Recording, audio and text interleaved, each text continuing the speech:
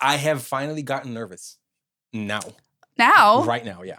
Oh, because you're about to start. Yeah, because it's about to start. Like, up until now, it's fine. Well, you remember how nervous I was my first episode with Hamish sitting where I'm sitting right now? Yeah. It's going to be great. Yeah, like, once I get through the intro, I think it's going to be fine. Yeah.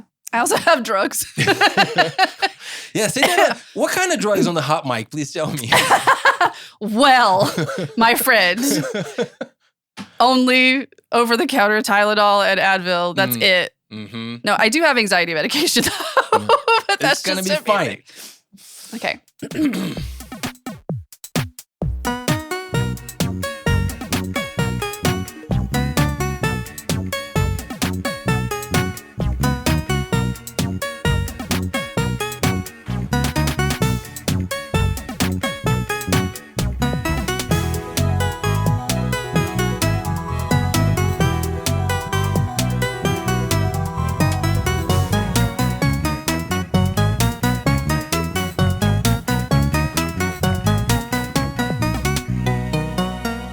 Friends, old and new, welcome to Stupid Little Games, the podcast where we talk about all things gaming from the inside out.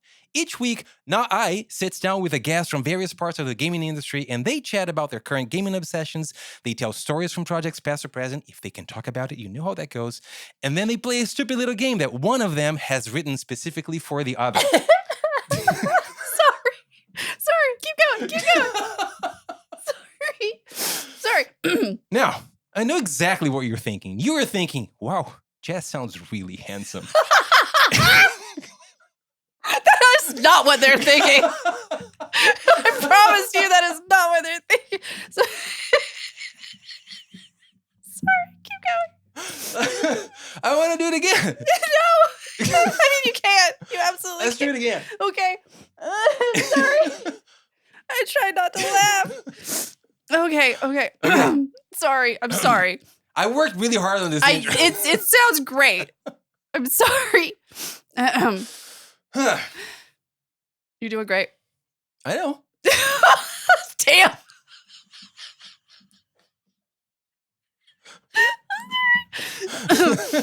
I'm sorry. Go ahead.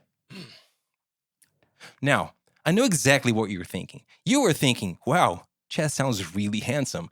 And you are correct. She does, because I always make sure that she sounds really handsome. That's right. This week's episode is being hosted by the one, the barely, auto engineer Gabe. Nice to meet you. How's it going?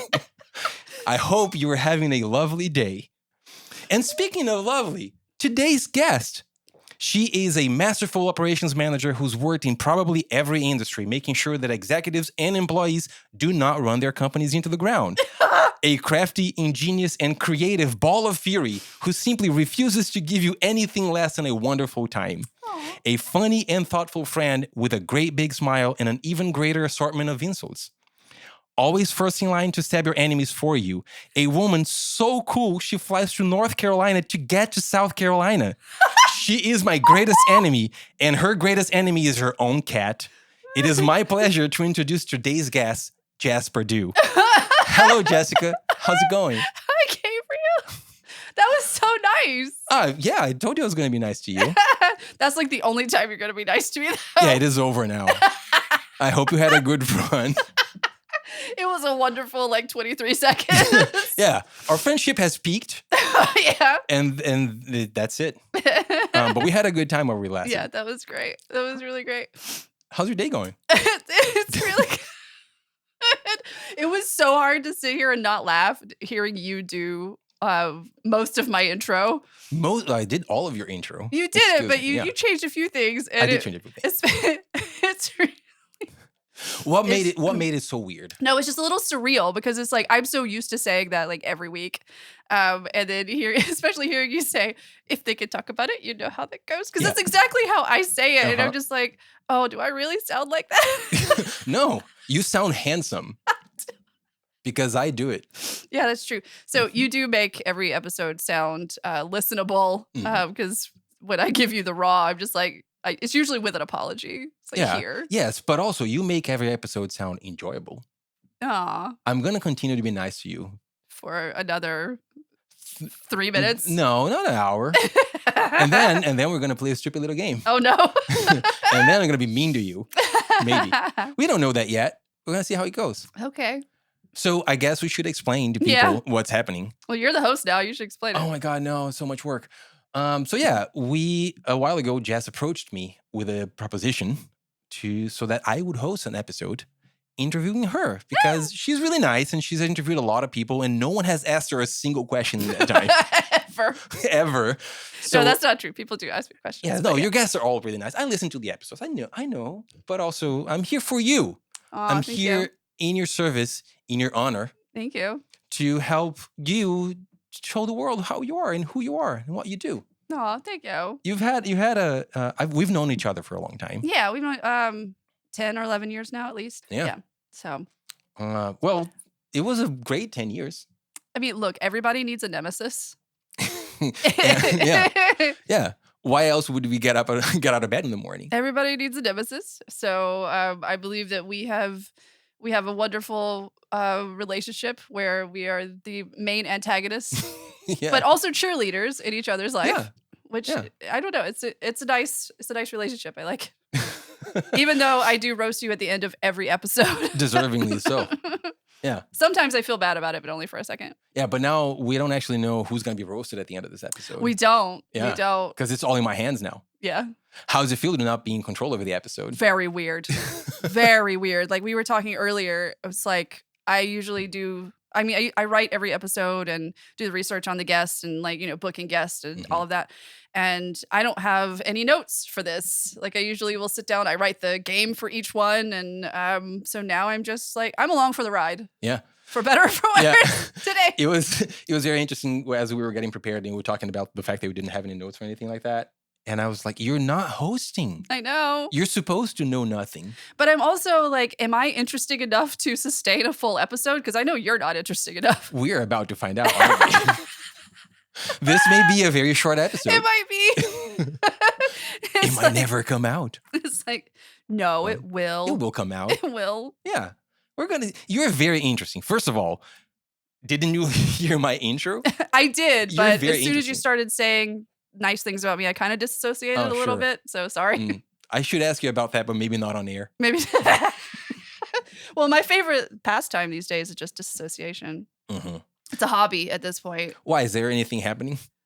Oh, no. No. Everything's, I mean, I stub my toe every once in a while. That's the worst thing that has happened to me in a while in the year 2025 in the United States. Yeah, it's a great year. Yeah.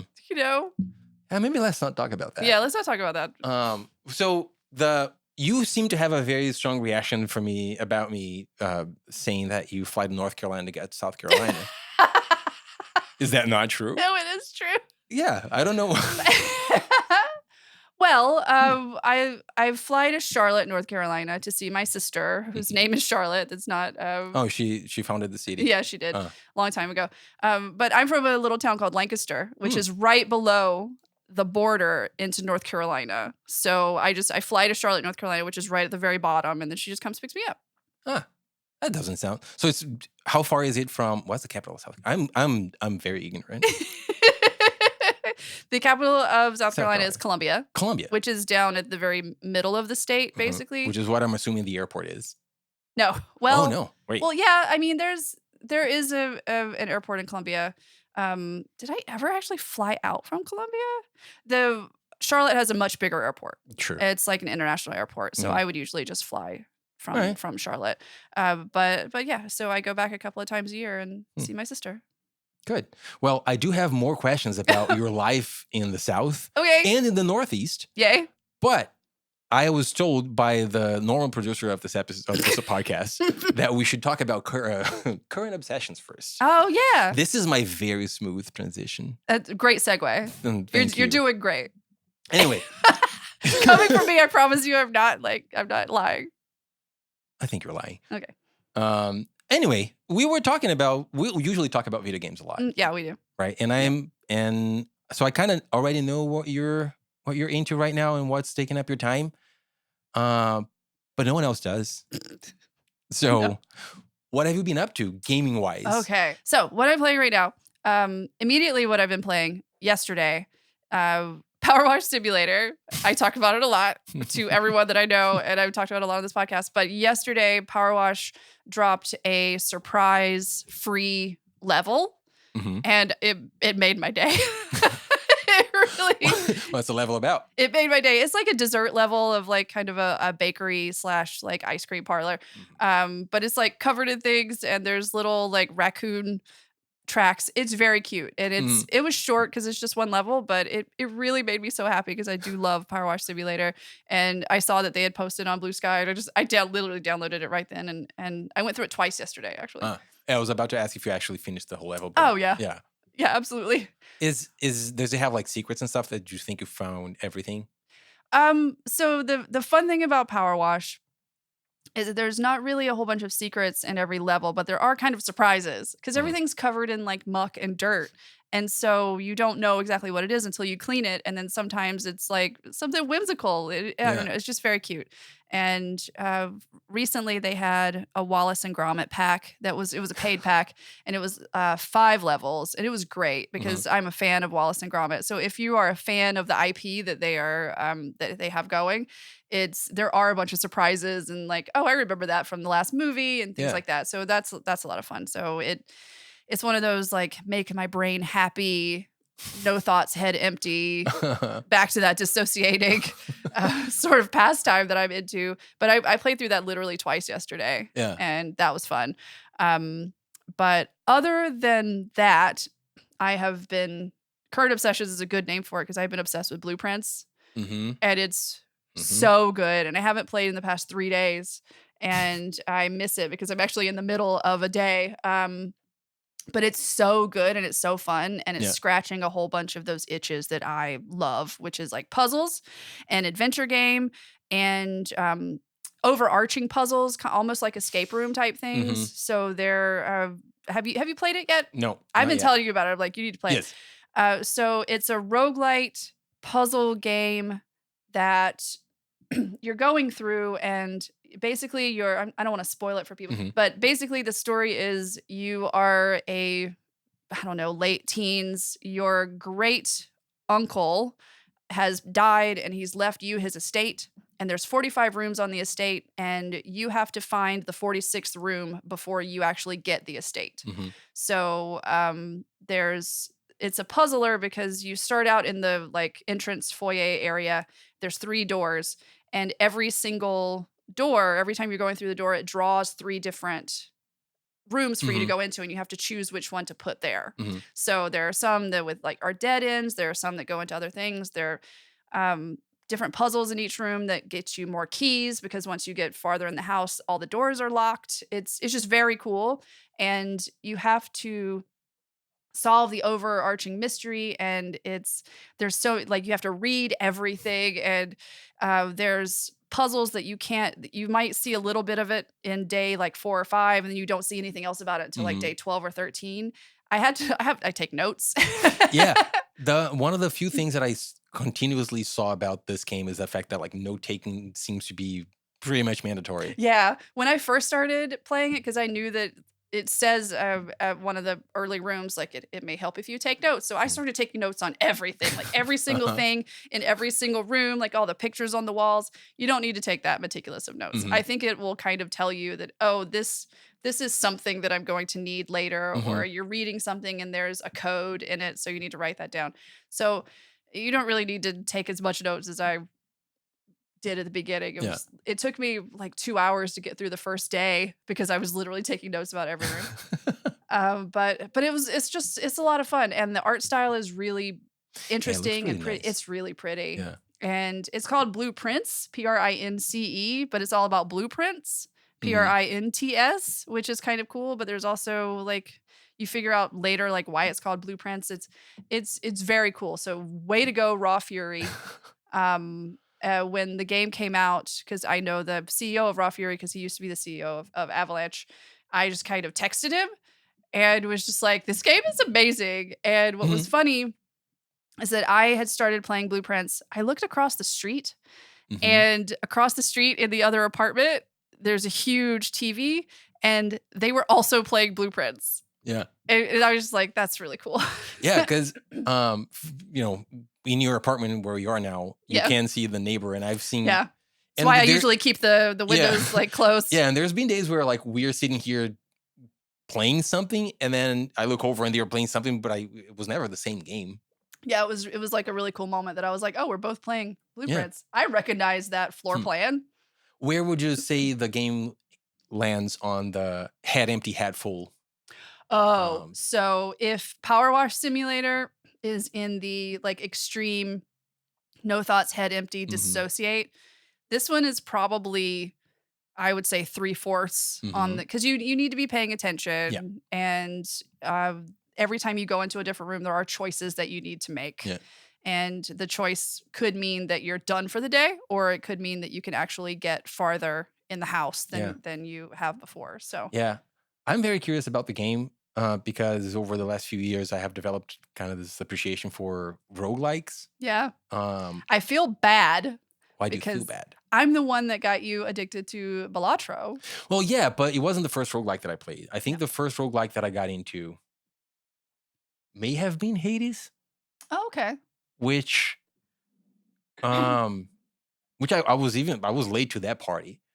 I mean, you're I'm late. usually late to the party. I'm usually late to every single gaming part because there was a point in the, I don't know, early 2020s where someone was asking me if I had played some game that had come out, and I was just like, the most recent game that I played, and that was a sincere answer, was made in 2017. Like I was 5 years behind. And what game was that? I think it was Rocket League was the most recent game that I Oh. had played Are at you that time. friends? Yeah. And then after that, the one that I added to that list was like Sea of Thieves, which came out in 2018. So I am usually lagging behind. As you know, I am an old. We are both olds. We're It's both okay. an olds. I can't make fun of you for being old because No, I you am cannot. slightly older than you are. Yeah, I would roast you. Yeah. I do make fun of you for everything else. Everything else, yeah. But so because the thing is, there's so much about AAA gaming that I don't particularly gravitate to, like the trends in AAA gaming that I don't particularly gravitate to. What, like having a story? Yeah, like having a story. But no, it's just the scope of everything seems to have. There seems to be this trend that equates big games with big budgets. Yeah. And these are not the same thing, right? And so there's this tendency for games to just like, they gotta last forever. And a little bit, and some games are going to be live service and some games are not going to be that. But then you have this continued dropping of like expansions and things. And I look back and when I was a kid and a game just ends, right? I remember Ocarina of Time when it came out, and like the fact that it was 40 hours of gameplay, according to Nintendo, was mind blowing. And even that, at that huge a scope for 1996, 98, it ended. You got to the end of those 40 hours and you got all this culturalism and you got all the items, all the upgrades, and it made all the trades and then you go, all right. And if you want to play it again, you do it because you want to, not because the game is continuously enticing you. I say this as a former Rocket League and Sea of Thieves player, but this kind of seeing games that were just bigger and bigger was what made me feel like I just don't want to keep doing this. But that's what players are like expecting nowadays. You know, Yeah. if it's a AAA game, then I better get 100 hours out of this, Yeah. or it's not worth the 70 or 60 or $70 that I paid for it. You know, I'm not saying that's necessarily true. I'm just saying there's an overarching attitude. Yeah. And in a way, that was kind of what got me more focused towards indie games and then roguelikes or roguelites or any other thing of that category, is that you get to this point where you understand what the game loop is. Like the game itself is very small, but it is built in a way that makes replaying it over and over again very interesting. Yeah, but Hades was built to be that way. Yeah. I feel like Hades is such an unfair thing to compare other roguelites to, just because it's like that's the roguelite, and there's over 3,000 pages of script in Hades. Yeah, it's interesting because I don't know. I don't know if I'm going to make any sense, but there's a difference between they found the game loop. Mm-hmm. And they worked really hard to make that game loop very interesting and to make replaying that game loop very rewarding. But at least for me, I still felt like what was driving my, I don't know, 100 hours, whatever it was that I spent on Hades, it was intrinsic. I wasn't being tricked by the game to be addicted to the game.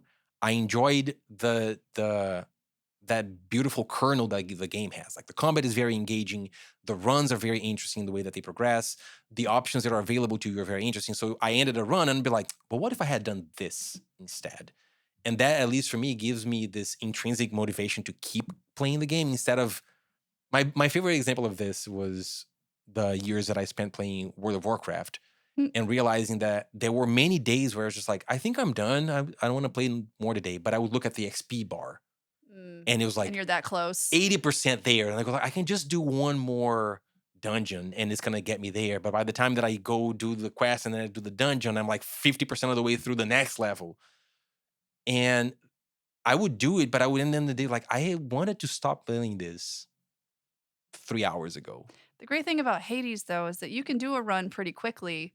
And then you're like, oh, just one more run. Yeah. Oh, just one more run. Yeah. You know, I could just do like Balatro. Balatro's the same way. It has that loop that is addictive. Yeah. And not just a slog. It's like, I'm not just trying to get this thing because a lot of the weapons that you come upon is chance, just like a lot of the jokers that you come up in Balatro. It is. And I have gone to bed way later than I wanted to because of both of these games. Yeah. But I feel better when it's just like the game has ended. Mm-hmm. The run has ended. And I am sitting there antsy and going like, I think I want to play one more. Yeah. I feel better that way than when it's just like, but you got to collect 12 of these things and you only have 8. Yeah. That makes me feel bad after a while. If it's, consistent and if it's persistent in a game, I can eventually go like, you're not the boss of me. You're not my real mom video game. But something that is more encapsulated like that, it ends. Right? I remember in Hades, the first time I actually killed Megara, I was so excited. Yeah. And then, of course, you go to a couple of things after that, and I got my ass handed to me by the next boss. But it took me so long to kill Megara the first time. And then it just got to where I was killing her just about every time. And then, I don't know, I love that. Yeah.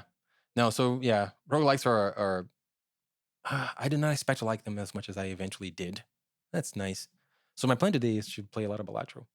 I wonder if I could speak to someone who is, for a future episode of the pod, maybe someone who is like an expert in roguelites. Like, because I'm always interested in what is the psychology of this. So I'm going to be talking to someone soon that is an onboarding specialist, but maybe I should talk to like a roguelite specialist because I'm sure there's also a lot of psychology that goes into it. Oh, definitely. And it's not going to be the same kind of psychology because I did, back in the day, I did read a bit on the psychology. I've learned to read in 2019. Wow. At great expense. I needed to pay a guy. It only took you, what, like 32 years or something like that? No, way more than that. Come on. But I read on the psychology of especially Blizzard games, because Blizzard games became the staple of like kind of keeping you always enticed with something else that was dangling in front of you. Yeah. Right. They really mastered that kind of motivation, which is part of the reason why WoW got as big as it did. Diablo got more like that. It wasn't like whatever. But I did read a lot about that kind of psychology of like, how do you keep a person kind of, but it's so close. And like I said, personally, I don't think it's the same kind of drive as roguelikes. Roguelikes have a different kind of pull, right? And that would be a great interview to just know like, what is it that makes these two approaches to replayability. Maybe I'll put a call out for a roguelite specialist. Yeah. Like, talk to me. Yeah. And then once you're done with that interview, we got to do it again. And again. Do it again. It gets harder every time. Yeah. But I can power up and then it'll be easier. Yeah. You know? You get smarter. They don't. That sounds like a great interview. Huh. Can you, sorry to derail this, but could you tell me about the one rule in your Baldur's Gate camp? Yes. Tell me about your one rule. Yeah. So when I started playing Baldur's Gate, Did I get you to play Baldur's Gate? You got me to play Baldur's Gate. Oh. Yeah. You're welcome. For yapping about it. Just yapped about it so long that I needed to play it. It is a great game, but I knew going in, I was like, this is a story heavy game, which is not my cup of tea. So I need to find a way to, and I was trying to respect the game. Like whatever. because the thing is like, sorry. I don't want to start the game being like, I fucking hate this. Like the game doesn't have to win me over. I need to meet the game where it is. So if this is a game about this, and imagine like starting Baldur's Gate expecting it to be Madden NFL. Like it's not that. Yeah. Right. So I was like, put all of my thoughts aside and experience the game for what it is. But 3 minutes in, it's just like everybody is just so serious. They're all like just so self-important, and you talk to shit. Well, they have worms in their brains. Imagine having me too. This is why I'm like this. But they're all just self-important, and they try to have this grandiose, but at the same time, it's just like, I don't know. There was something that I was not sold on the seriousness of all of the characters. I was enjoying it, but I was not sold on. You also didn't make yourself as a joke character, right? No. You had a real character. I had a real character. Your monk, yeah. I made the character the longest character that I actually played in a tabletop RPG campaign. So I this is gonna be my character, and I was playing as that character, right? But the story kept getting like, and you meet someone. It is quite heavy. It is a heavy game. The first person that you meet is just like goth emo woman being like, I have a secret, and I go, all right. And then the other one is pissed all the time, and then you meet this cocky guy, and then you meet another cocky guy, and I'm like, you this is a circus. These are clowns. So as a way to kind of combat that whole, like, I didn't want to sit there and have these people try to make me care about all this shit stuff. So I was like, all right, everybody, I got them all together. I got them all in. I was like, all right, if we're going to be adventuring together, there are 2 rules in my camp. 2 rules? Yep. Yes. The rule number 1 is shoes always on. And what is rule number 2? Rule number 2. Because we're reasonable so far. Yeah. We're reasonable so far. You always got shoes on. Because, clean. Rule number 2, clothes always off. So as long as they follow these 2 rules, they are welcome in my camp. They are welcome along in my adventure. It is very funny because you spoilers, but Astarion, there is the scene where near the very beginning where Astarion tries to bite the protagonist and the player character, and you were like, I need to play this with you because it is so ridiculous, and it was really stupid and really funny, and I mean, you're right, like you can't take anything seriously when you're sitting there like speaking with such righteous indignation, and everyone's just naked. Just naked all the time. But shoes. With shoes, of course. Yeah, like, come on. I mean, you're not going to be, Yeah, no. Yeah, and don't be unreasonable. It's interesting because, in a way, I absolutely would concede that it breaks the story that the game is trying to tell. But at the same time, it also makes it better because it doesn't ruin it. Like, it doesn't ruin anything. And at least for me, because I was having a hard time taking the story seriously anyway, by adding this massive layer of just silliness on top of it, I'm like, you know what? Now I can pay attention to this because now it feels like a silly theater, right? And I had a great time. You're a lot better when you're playing games to just remember, oh, this is a game. Yeah. This is a game. Yeah. I'm just playing a game. And because I get super like sucked in to the thing, and I don't want to make any like the wrong decisions. I don't look up things ahead of time, but I will. I mean, once I make that, especially in a game like Baldur's Gate, you make a decision and you kind of need to. It has consequences, and you need to kind of live with that. I try not to save scum as much as possible, but I did take Baldur's Gate a lot more seriously than you did. Yeah, and it's for a game that is based on story, like Baldur's Gate is. You had to do something, so you didn't want to throw them all in a well. Yes. Yeah, because that was the other thing that got to the naked parts. Just like, I want to throw all of these. If I was actually myself, right? If I was my character playing that game, I would get them all together and just like, you know what? everyone, let's just not do this.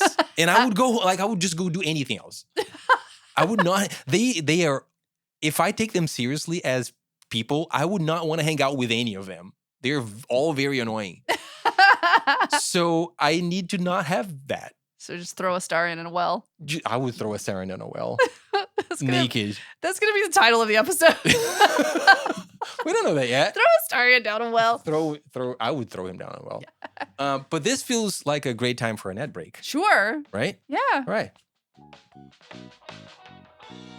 Today's sponsor is Phantom's Ghost and Other Heartbreaks by Beth Morton, a debut novel that's a contemporary spin on Phantom of the Opera. Taking place in New York City, Phantom's Ghost and Other Heartbreaks transforms Christine from an opera ingenue to an MBA student and takes Eric from an underground phantom to a mysterious benefactor living in a high-rise above the city. When these two are unexpectedly brought together during a blackout, the result will change both their lives as a spark sets them on a new path. This is a novel that was just on the news in New York this past week, so I wanted to bring back the sponsorship because Beth is doing some great stuff. So if you wanted to take a look at their segment, I think you can. I think it's Good Day New York from like last week, and just look up Phantom Ghost and Other Heartbreaks if you want to hear the actual author talk about the book.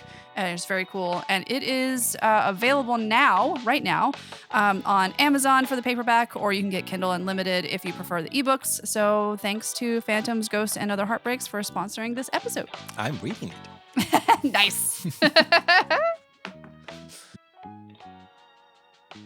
All right, Jessica. So I guess it's time now for people to learn more about you and who you are and the things that you do. No. Let's not talk about video games anymore, ever. I'm not interesting enough for an entire segment. I guess they're going to be the judge of that. Okay.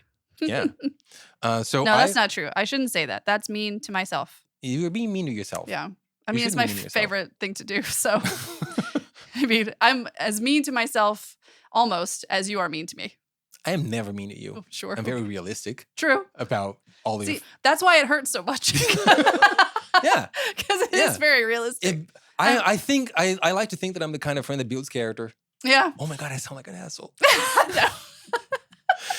You're like, wow, Jess, you're a piece of garbage, and I'm like, yeah, that makes sense. No, but I'm here to prop you up. Like you're a right. great person. Didn't you hear all the nice things that I said about you in the beginning? Yeah, they're all true. Lies. I wrote them. It is in writing. Lies. I put them in writing for you. So I think it's important that other people out there also learn how cool and great you are, right? So I guess tell me a little bit more about. Let's start with a lame question of tell me a little bit more about you, like where you came from. Oh God, everything. Well, I was born on a dark, stormy night. So I'm from South Carolina originally, and I went to school in a little town called Lancaster in the north part of South Carolina, kind of in the middle. And so it was small town rednecks, very red, both necks and in politics. And so I went to school. I did pretty well in school, but I knew that I had to get the fuck out. I needed to get the fuck out. Yeah. So when I graduated from high school, I went to school in Columbia. I went to USC, University of South Carolina in Columbia. I was thinking about going farther away from school, but my mom was actually really sick with cancer at the moment. So I stayed in state, and I'm glad that I did, because not to be a bummer, but she actually passed while I was in college. So I was able to kind of go back and forth before she passed. It was only like an hour and a half instead of like a plane ride to Boston or something like that. But yeah, I was in Columbia for like 7 or so years. I went to school there, graduated with a BA in English and Elizabethan literature, because I really use that a lot. Yeah, to write the podcast. Yeah, I mean, I can write good. So it's Elizabethan literature. Like my emphasis is 1558 to 1603. Specifically, yeah. I'm loving this already, because I was wondering when you're going to get to something that I didn't know about you, and we just did. Yeah, it's literally 1558 to 1603, and I have a minor in Italian. Whoa. I know. It's so stupid. I don't speak Italian now. I don't speak Italian at all. But I did, that's all I did in college was literally Shakespeare and Italian. And I mean, college was what it was, whatever. College was fine. But I graduated and then realized again, I gotta get the fuck out. Mhm. So let's see, I left South Carolina and moved to New York when I was 25 and have been here ever since. So it's been a few years. Yeah. Yeah. This is a podcast that is entirely against math. At least age math. Yeah. All the other sciences, this is awesome. Yep. But we never do the age math. Yeah. So I moved to New York 4 years ago. Yeah. No, I was kidding. Yeah. But yeah, I moved to New York when I was 25. But I was working at Barnes & Noble, and I really liked working for Barnes & Noble because back then, at least, and they've had kind of a resurgence now, but back then, each Barnes & Noble was kind of a neighborhood bookstore. Mm-hmm. And I worked in one in Columbia, South Carolina, and it was the only Barnes & Noble for a long time. So everyone came there, and it was fun. And I got to like talk to people about books and sell them books. And just, I always knew who the new authors were. Mm-hmm. And that was one of my favorite things. So, but I wanted to get the fuck out of South Carolina. And I had visited New York in college with the guy that I was dating at the time. Hi, Rogers. And just fell in love with New York when I was like 17. Yeah. And one of the things that we were walking around the village, and I saw like for the first time, because I'm from a little town in South Carolina, first time I saw like men holding hands out in the open. And I just remember being like, this is the place that I want to live, because I knew lots of gay folks in South Carolina because they are everywhere. Like people are everywhere. They do exist. They do exist. Even in red small towns, they just couldn't feel like they could be out and like live authentically. And I was just like, oh, in New York, like this is a place where people can live authentically. Mm-hmm. And that made me very happy. And I was just like, I got to get back there. So I moved up here with Barnes & Noble and worked at Barnes & Noble's up here until my whole like idea was I'm going to move to New York, and then I want to work for Barnes & Noble corporate. Yeah. Because I had already worked for Barnes & Noble for, let's see, I moved in 2007 is when I moved up here. I had already worked there for like 8 years or something like that. Oh, wow, yeah. Or 7 or 8, yeah. And because I worked there all through college, and I was a manager and everything. So I was like, I would like to move up there, move to corporate, because I knew some folks that had done it. I'm like, this is cool. Mm-hmm. So I moved up. I worked in the stores up here. Barnes & Noble changed a lot in that era, like the Nook, which was like their version of the Kindle, which was bad and came out really late. And things changed in the stores. And then I learned that since I had been with Barnes & Noble for so long, because I had been doing a bunch of interviews with corporate, and I never got any of the jobs. And I asked my regional manager, I was like, what is going on? Like, why? Like, why am I not getting these positions for things that I was definitely qualified for? Because I had worked in every part of the store. And she said, she kind of sat me down, and she was like, you've been with the company for like 7 years now. You make more money as a manager in the store than this person does in corporate. So they could actually pay someone right out of college that doesn't have your experience, but they could pay them like nothing, basically, to work at corporate. And then I was just like, okay. It seems like a bad thing. It was, and I wasn't making a lot of money. Like, honestly, as a manager back then, I was making like literally like $45,000 a year. And that's not a lot in New York. No. That is not a lot at all. You know, having to pay rent and eat is nice. So I was like, if I'm making too much money to move to corporate and I'm making very little, like this is no longer a place for me. So I left and got a job at Stack Overflow, which was great. And I started out as their like office manager. And because I had been in service industry for so long, and transferable skills, like just managing people and all that stuff. So, and then I got promoted to operations manager like 8 or 9 months after that or something like that. And then I was at Stack for a while, and that was fun. This is where I met you. So it wasn't that fun. But could you explain to someone who is as smart as I am what no. I don't have crayons with me, Gabriel. I don't think anyone as smart as I am could even listen to a podcast. They don't know how to operate an app. Yeah, they have a rubber phone. Yeah. they have the younger brother phone. It's just a brick. Yeah, but it's not plugged in at all, ever. So what falls under the umbrella of operations? Okay, so because it seems like a very wide. It's a weird term because it's a different thing in each industry. It's a different thing from each office. So at Stack Overflow, so I was the office manager for a while, and then I was promoted to like operations manager. So it meant like taking care of all facilities and offices, plural. And managing the office managers, managing the kitchen. Like we had a full kitchen at Stack, and like I wasn't like manager of the chefs. They were kind of their own thing, but like making sure they had what they needed in the kitchen. All events, basically operations for me was making a workplace that people wanted to come to work and be there. So from fixing things to buying new things to building out new floors. Like when when I was so nice to you, I gave you You were very nice to me. The office. I mean, one advice, if I can give one advice to the people out there listening, be nice to your operations people, because they can make the decisions that will make your quality of life a lot better.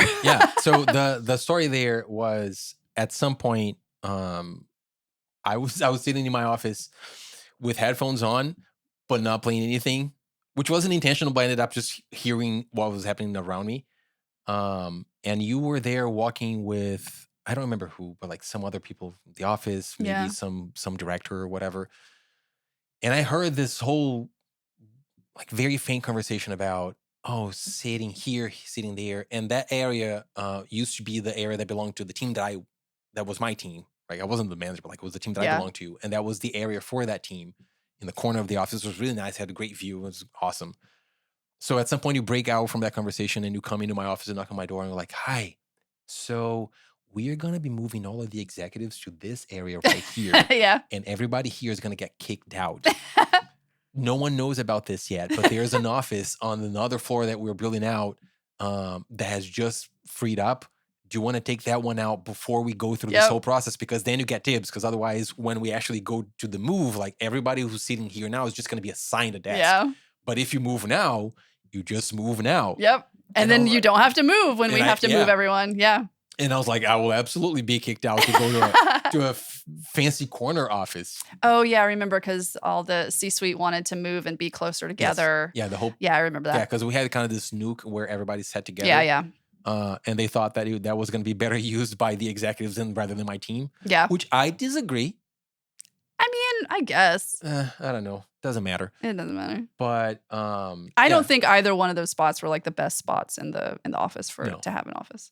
But. No. Yeah, I was ended up being very happy with the one that I got. Didn't have good climate control. Like it got very hot. Parts of that office. Yeah. And I will say, just having an office having had offices in so many different buildings in New York City, like in Manhattan, climate control is the number one issue in every single one of them. Yeah. So, but anyway, I appreciated that a lot. That was kind of like when I may have gone, oh, Jess, this is my friend. Like, that was such a great looking out that I was not expecting, that you just gave me notice. And I don't know if it was because I was the only one there, but even if it was, doesn't matter. Yeah. Right. So I ended up getting a nice office out of that. Yeah. So yeah, thank you. Yeah. So be nice to your operations folks. So I also, what else did I do? Like, a lot of it is like a cultural role, right? It's like you are the keeper of the culture. Like you are the person who is making sure that new people that come into the office have a good experience. You make sure that the employees are having a good experience and everything that comes under that. And when I moved into games, being a studio manager, like it was a smaller office, like smaller team, but I had to literally find new office space, build it out, design it, work with the construction folks. It's basically, you are a psychologist for the people in your office, because people tell operations fucking everything. Like my thing that Kate and I always say is like, I know everything, I hear nothing.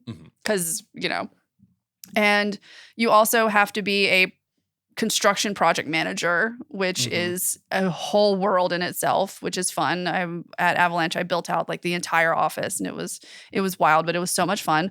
You're an event planner because you're doing all of the big events and small events, and sometimes the smaller events that are even more important than the big events. Like just getting people together for some camaraderie and pizza and beer is just as important as like everybody getting fancy and spending $60,000 on a holiday party. Yeah, or a whole meetup for 200 people across the country. Oh yeah, like at Stack, I was one of the producers for the meetups every year when I started doing it, like with Alex. And I also did that at Avalanche, which was really good. So yeah, like that's kind of what operations. If you're talking about workplace operations, lately you'll see more workplace operations roles instead of just like operations, because it's just such a big weird word that encompasses so many things. Yeah, it was interesting watching you work as we became friends at Stack. That I always knew what you were, or I had a good idea of what was it that you were doing, but it was very hard for me to understand what your job was, right? Because it was so varied, and we were talking. You were, we were talking like, I gotta go because the plumber is coming. Oh yeah, at Stack, it was all just fucking fixing things. Yeah. This was broken. The AC was broken. Something in the kitchen is broken. Something was always breaking in that office. And then we'd go to a meetup, and you were there, and I look around in the big conference room that we were in, and you were just manning a camera. Yeah, right. I was the camera person for San Diego for most of it.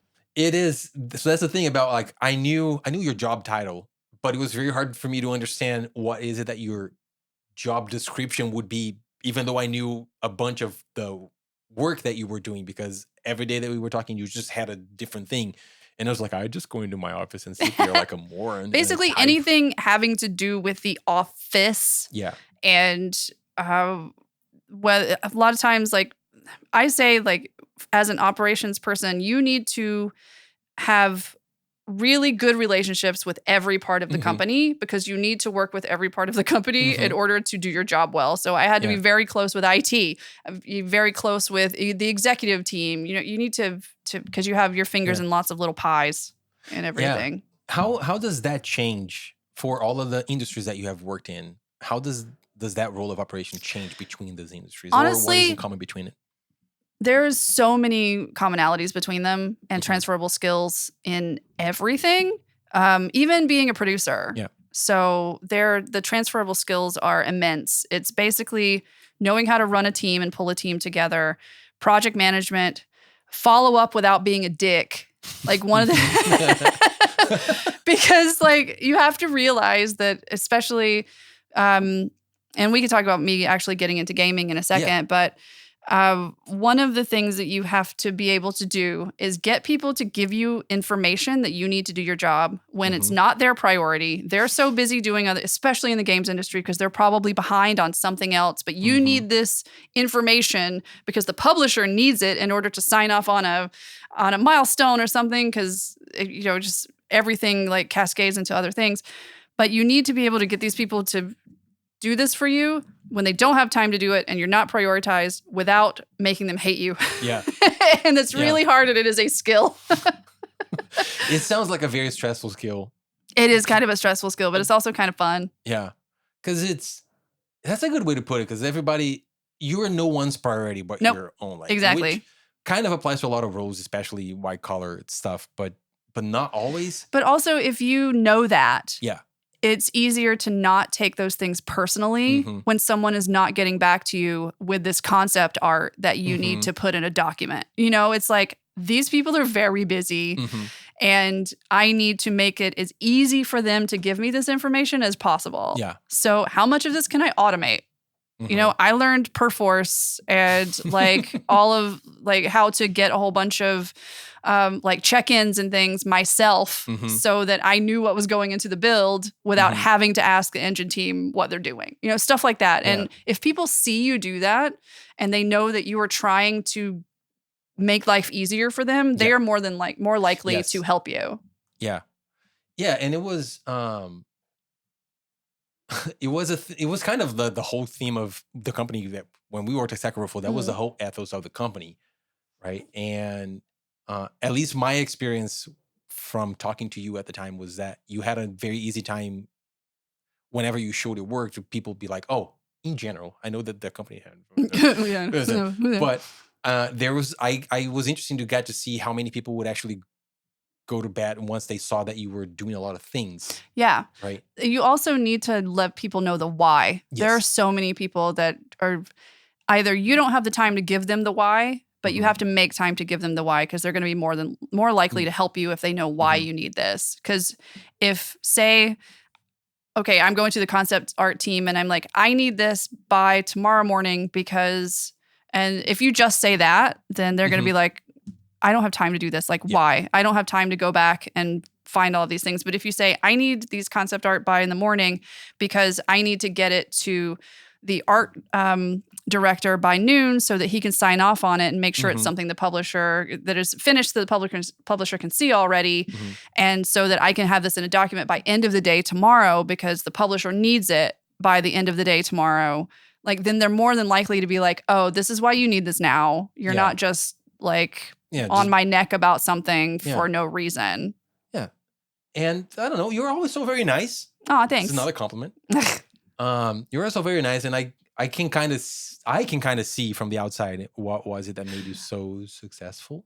I feel like I have had times. You didn't see me at Avalanche when we were trying to build that office. It was so funny because I made a construction foreman cry.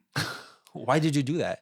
Why did you choose I didn't violence? mean to make him cry. It wasn't it wasn't like I wasn't trying to make this man cry, but he just wasn't taking the fact that stuff needed to be finished by a certain time quite as seriously as he needed to take it because we needed to move into the office in 3 days and he had sent home the lighting team. That's not good. No. You need lights in the office. Well, it's not just that. These lights were maybe getting into the weeds a bit, but these lights there was a reason we needed those lights finished by the end of that day because the lights were in the ceiling. And so that means that the team had to come and put the outside of the ceiling in after them, which needed to then be plastered. And that plaster needed to be sanded the next morning. And they can't do that because it takes overnight for that to dry. So I had an absolute fit because I think it was Saturday night and I had people coming into that office at 11 a.m. on Monday. And it was like, this has to be done or else we can't paint tomorrow night. Yeah. Like, I think moving into that office, I counted it and I did 48 hours of overtime between Thursday night and Sunday. I lived. That doesn't leave a lot of time for like sleep and nothing. Yeah. And do you remember when I almost broke my thumb? So I almost broke my thumb moving everything in and I didn't go to the hospital, which was stupid. I should have gone to the hospital. The only thing that saved me from breaking my thumb was actually because I had acrylic nails on. It did. Like it would have completely, it was a whole thing. But it's just like, I'm very nice until I'm not. She had a look towards me right now. I don't know. You've never seen that side of me. No, I heard about it though. You heard about it, yeah. Either from you or other people just like... Well, I think even the nicest person hits their breaking point where it's just like, this has to be done and I need you to come along on this journey with me or else we're not going to both get to the end together. And that's kind of the interesting thing where everyone's job, right, in very general terms, has this thing about you are the only person who understands the context of what is it that you need. Yeah. So my job is the same thing. Whenever I go talk to someone about something that I need, I'm the only person that has that context. Because your day job, for everyone out there, is you're an engineer. Software engineer. Yep. Because the world needs so many more of those. I don't know. No, we should have ended when I started. Yeah, that's true. But, computers were a mistake. They really were. But so in my day job, there are things that I need to do that I need to go talk to someone. And I'm the only person who has the context. And I kind of go through the same thing of having to be careful about how and when I describe it and try to get them to see it from my side so that they are happy to help me instead of being annoyed that I'm asking them for something. But I think what differentiates is that my job does not involve coordinating 7 parties that do not have that context and I'm the only one. I can do a good chunk of my job myself. And your job is having all of these people and none of them have the full picture. But you need to sell them a picture, a version of that picture that makes each one of them individually agree with you without having to know everything else that everyone's. And sometimes I will over context things because I want people to know, like, here's everything about this. And then they're like, I don't care. And I'm like, okay, cool. That's cool. But yeah, context is, I'm one of these people that I need context for something for me to really understand it and be able to make decisions on things. So I tend to give people more context than might be needed. Do you think that, how often does that actually harm? Oh, and very rarely. Yeah. Because I'll just tell people something that they forget like 3 minutes later. It's fine. It is fine. Yeah. They don't need to remember it. It's no big deal. No. So how was it then? Because you were kind of alluded to that. How was it that you got into gaming specifically? Right. So I left Stack because I wanted to make shit.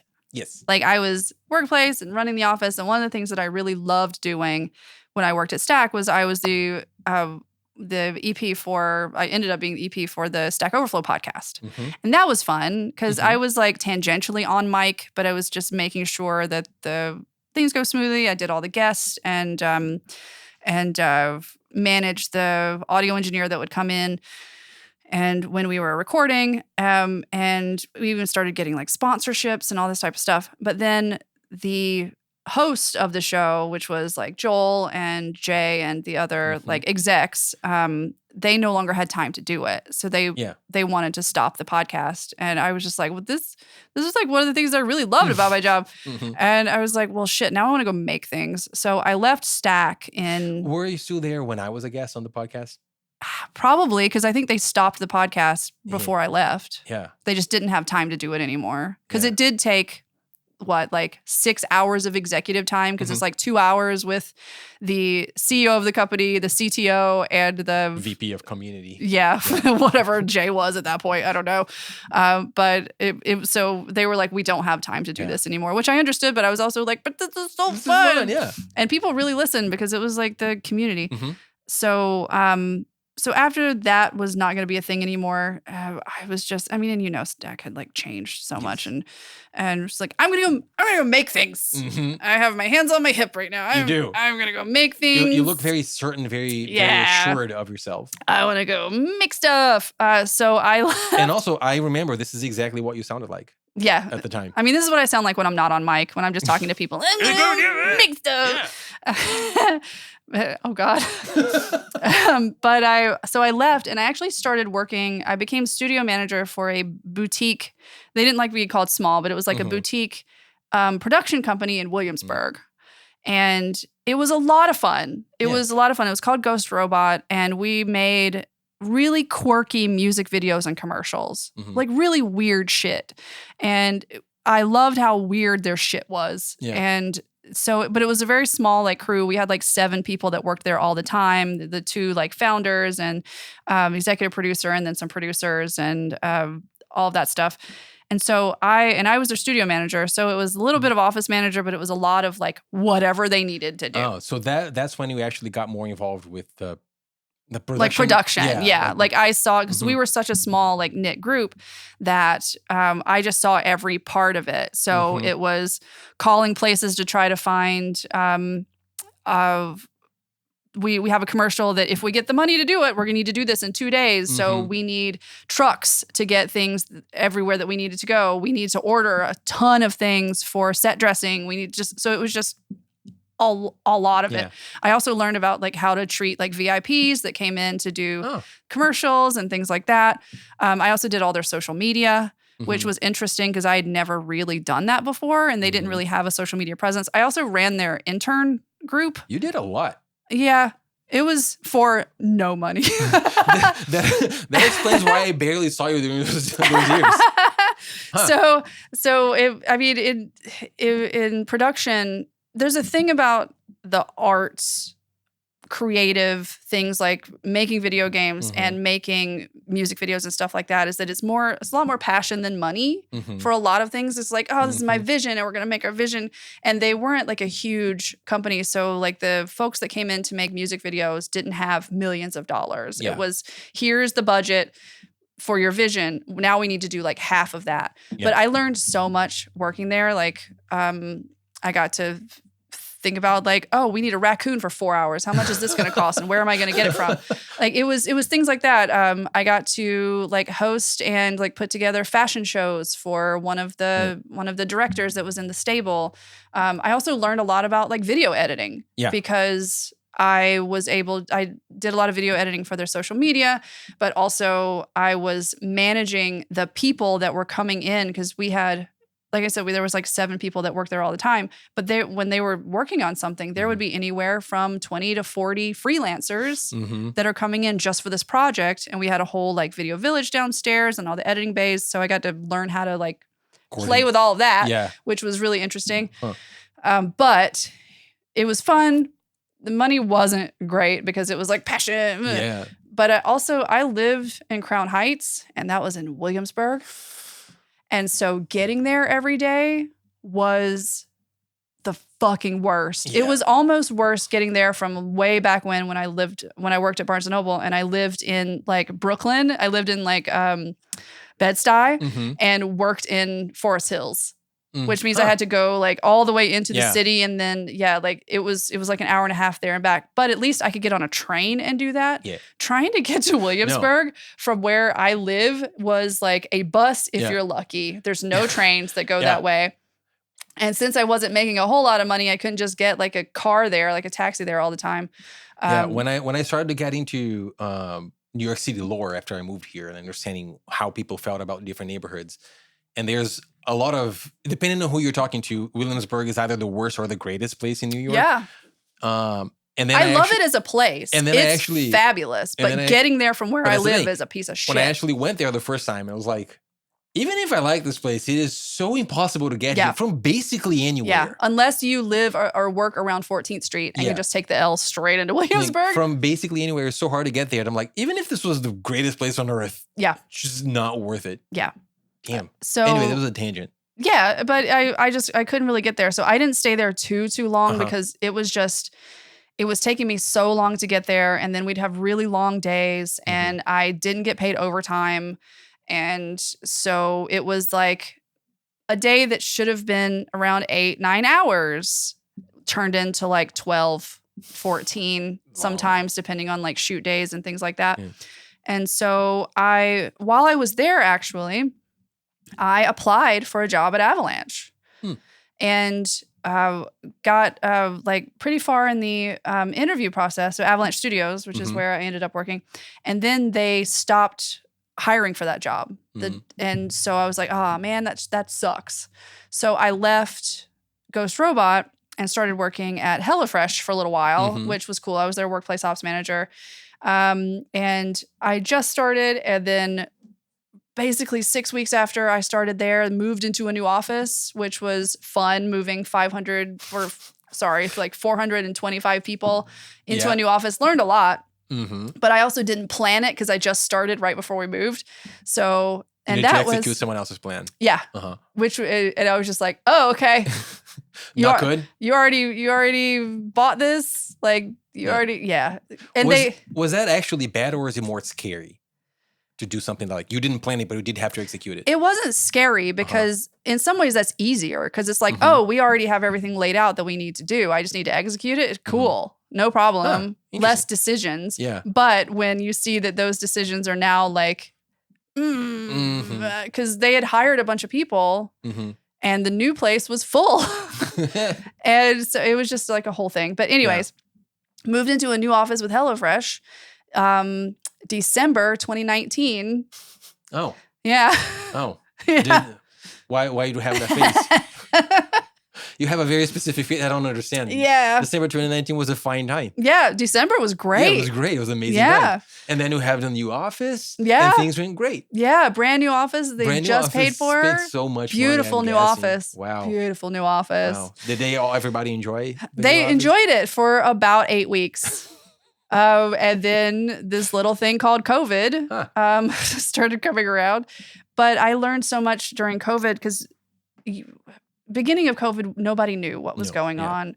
And there were people that worked at HelloFresh, especially that worked in the distribution centers like in Jersey and in like Colorado that were like former military planners. Wow. So it was so interesting to watch them work when all of this like shit started happening. It was so interesting because HelloFresh was a what do you call it? An essential service because it counted as grocery. Sure. So they didn't have to shut down. Like we, of course, shut down people from coming into the office because they could work from home. We just had everybody take their stuff home. But the warehouse people, like essential service. And plus it was weird because they wanted to work because otherwise they weren't getting paid, but also scary because we didn't know what was happening. You're right there in front of people. So one day they would be like, somebody would come in and they'd be like, okay, now you need barriers between everyone. And so we were calling across the country to find out some place that makes barriers for elementary schools that can cut the right things and get them to us in like 3 days. So it was really interesting watching those folks work because it was just like, whatever I can do to help you, because honestly, when it closed down, me and a bunch of other people actually went to the distribution centers and started just being like, how can I help? Yeah. Like talking to people, finding out what they need. That was a big thing because people were real scared. But they wanted to work because they needed to, money is good when you have families and things like that. And those people were so brave. And so that happened. And I worked there for another while. Like we all went home and then like the recruiter from Avalanche actually called me back. Oh. Like it was like a year and a half after I had interviewed with them and they said, hey, like we're actually now ready to hire for this role. So it does happen when a recruiter says that they're going to keep you in there. It does happen. Wow. It actually does happen. And I was just like, oh shit, cool. Yeah. Video games? So you got poached. Kind of, yeah. Yeah. Yeah, I did. Congratulations. Thank you.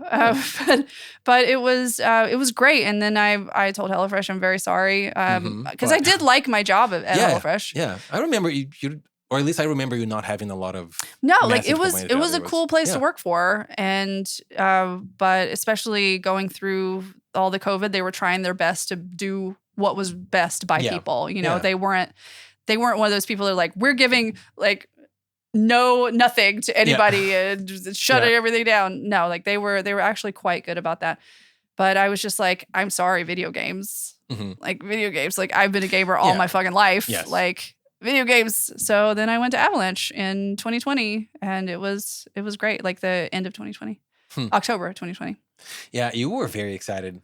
Yeah. When all that stuff happened. Absolutely. I never thought I could work in video games. Yeah. I studied Elizabethan literature in school. But now if video games have a lot of story, that's your chance. Absolutely. That is your chance. Huh. So Avalanche, when they were still in New York, they needed a new office because the office was the lease was about to expire. So I had a lot of experience with that. And so they were like, cool, find us a new office, build it, and we're moving into this new place. And so that was what I did like the first, I would say, year and a half working there. My big project was find the new office, build the new office, move into the new office. Yeah, it is one of the interesting things about being friends with someone that works in operations is that you don't get to live vicariously or anything like that, but you get to see how big projects kind of dictate how you engage with the world. Because for some of these things that we have been friends throughout the, this chunk of your career, and we would be talking and like all that you talk about is construction, right? And then that is done. And then we talk about normal things and whatever. And then there's a big event coming up that you're throwing because it's going to be the Avalanche meetup in the 20-year reunion in the country. north of Sweden. Yeah. And they're like, now you're running an event in another country that we got to go to. So now all you talk about is just like event preparation and coordination. Which is I do kind of fall into whatever I'm doing because I get genuinely excited about it because like I had experience putting offices together and I did that for Stack Overflow but it was always like somebody else making the big decisions because like the execs made like the decisions there. For Avalanche, I made so many of those decisions. Like I had like CEO input and they hired a like director of operations, but she was great, but she was also in Sweden, and she helped me with some things, but I was the person on the ground making all of these like decisions and trying to get the construction drawings and trying to get all the IT stuff and how many Ethernets do we need and what's this Cat 6 and like all this stuff, and just trying to aggregate all the information in time so that the development company didn't want to murder me in my sleep. They would never do it in your sleep. They would do it to your face. That's true. Yeah. Yeah. You're very brave. Very. So I have a question then that I think is going to make you very awkward, which is I will enjoy a lot. Yay. It's a two-parter, which is, what do you think then, based on your experience and the time that we spent doing this work, that makes a good operations person, and what makes you a good operations person out of all of that skill set? Why do you think that you enjoyed, sure, but also what made you good at this job? Because you are undeniably good at this job. You've done it for a long time. Thank you. I appreciate it.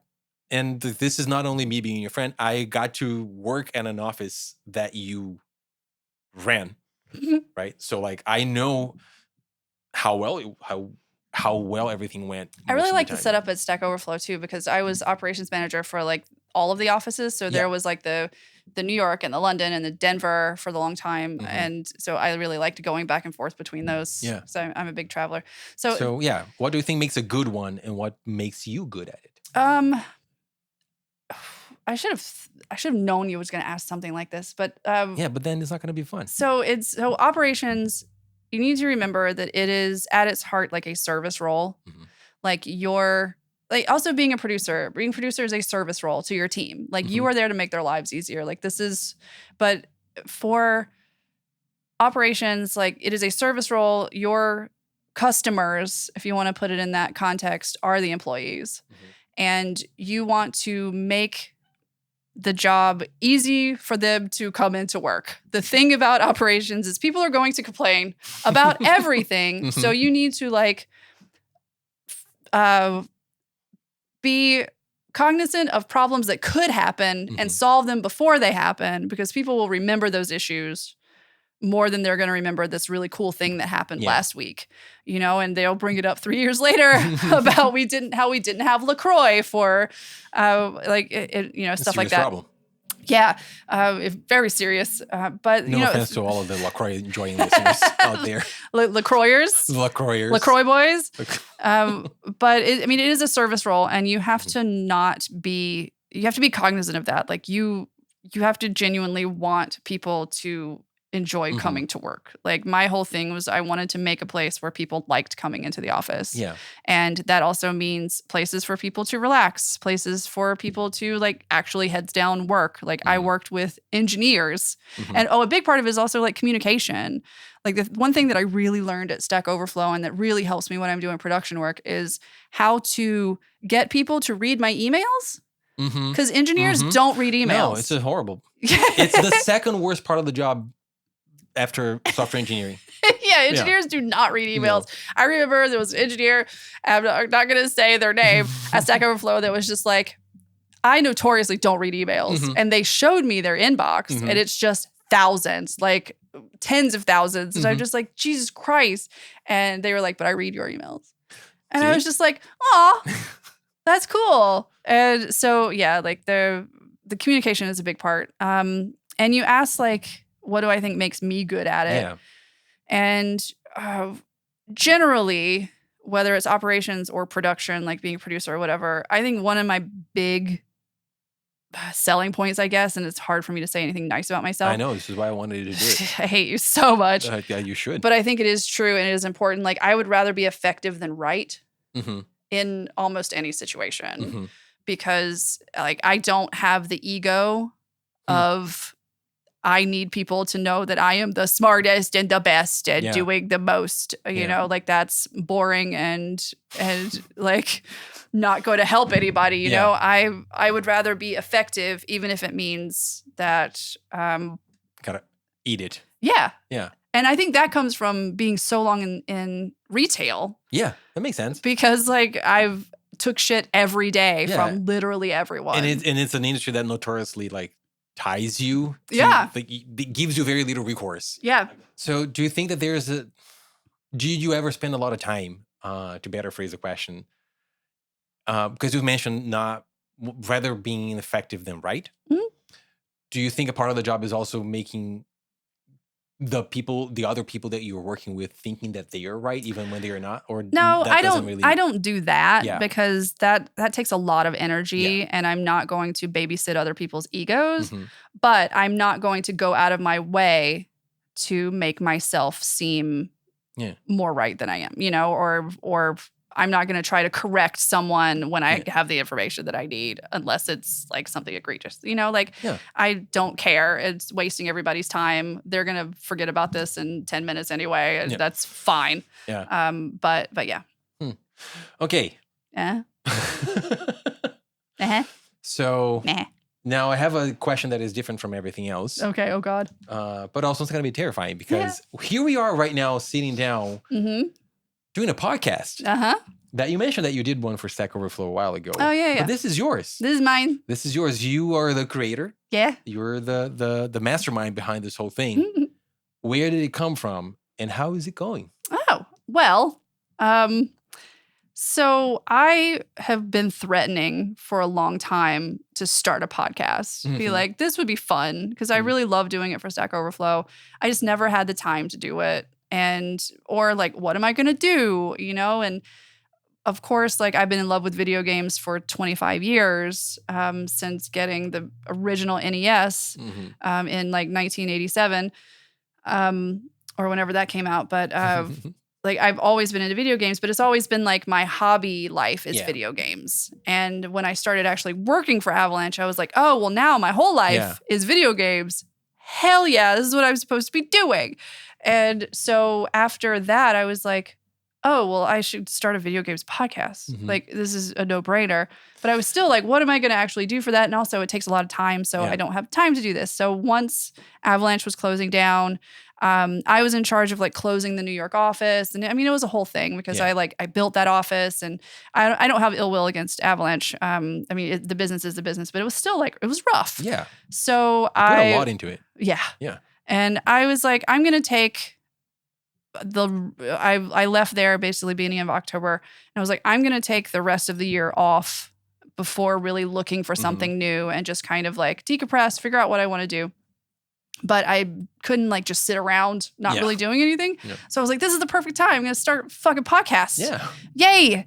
And I had a great idea for the podcast. I was sitting in therapy once, and we were just talking about like, what do you actually want to do? And I made the joke that I want to make stupid games for people to play.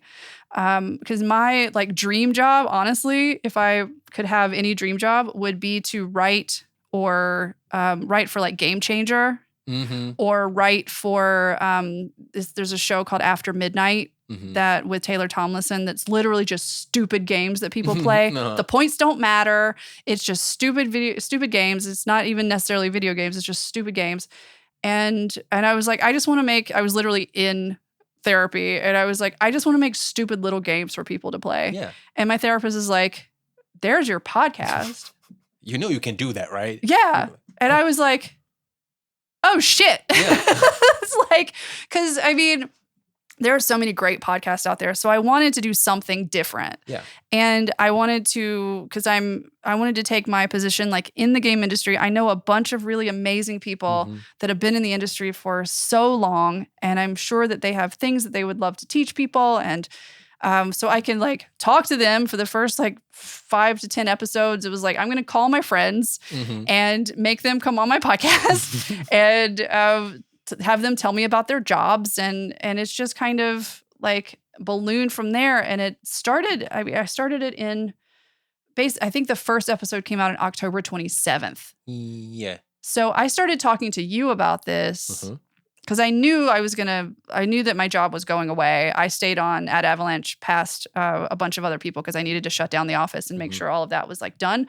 So I knew that it was happening from like the summer when almost everybody else lost their jobs.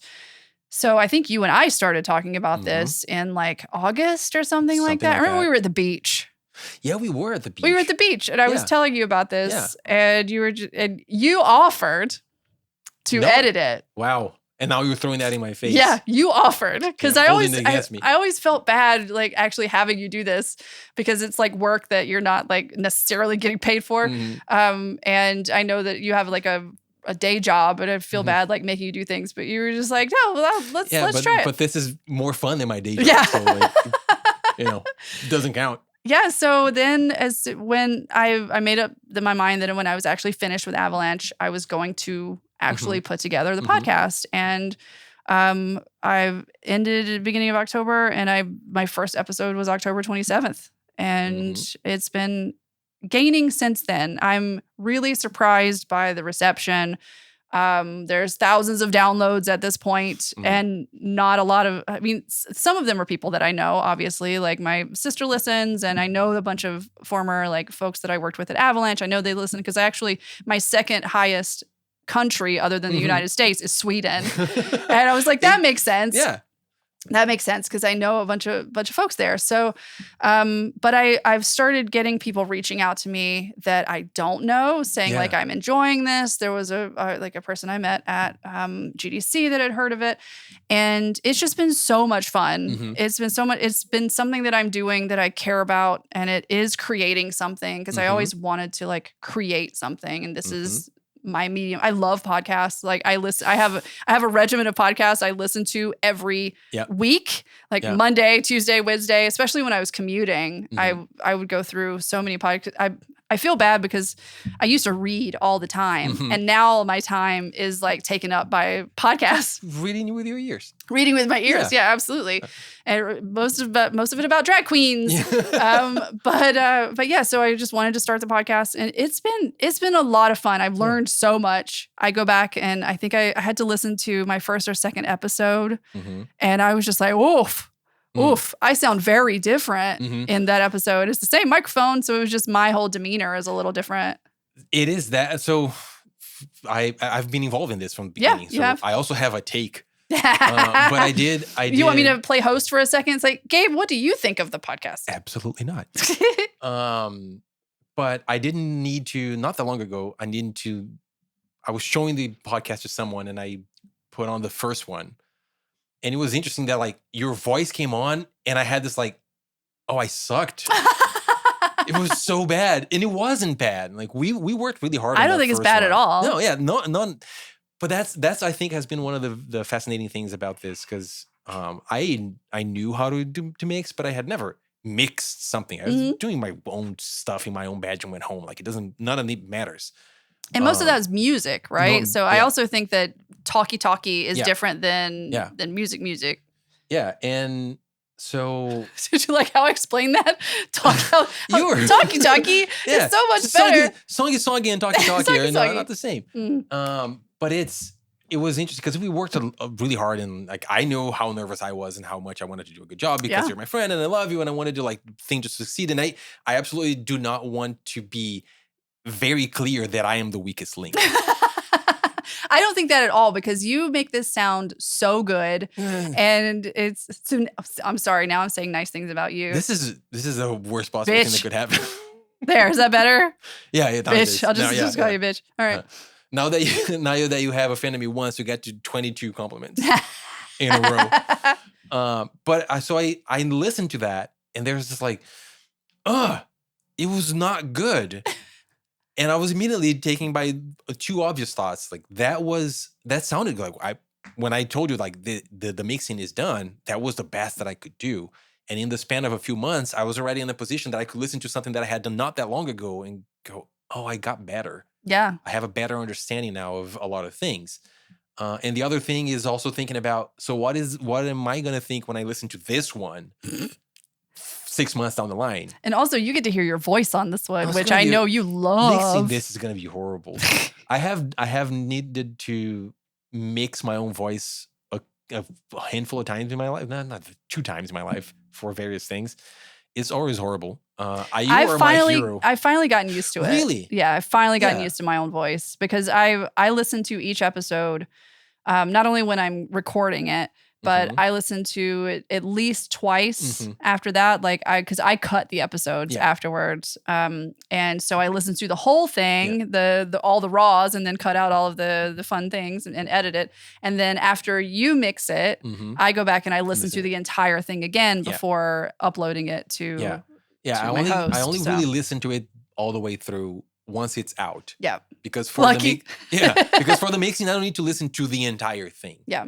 But once it's out, I actually get to listen to the whole thing. And it's fascinating because I remember talking to you when we got the mic and we were like doing all I was so excited when I got these microphones. And we were doing all the testing and we came over and we like set everything up, did a recording. And I remember telling you that you're going to cringe at your own voice. Which I did for a while. And also telling you it is going to go away. Like this eventually, the notion that you were talking into a microphone and there's a whole other type of delivery where you're speaking naturally, but not completely naturally. And it all sounds, and I know all of this intellectually from having talked to people that I recorded in the past. So I have talked about this to other people and I have listened to my own recorded voice a little bit, but I never needed to get through that hump myself. So this is going to be the first time that I actually listen to my voice and work on it for the amount of time that needs to be.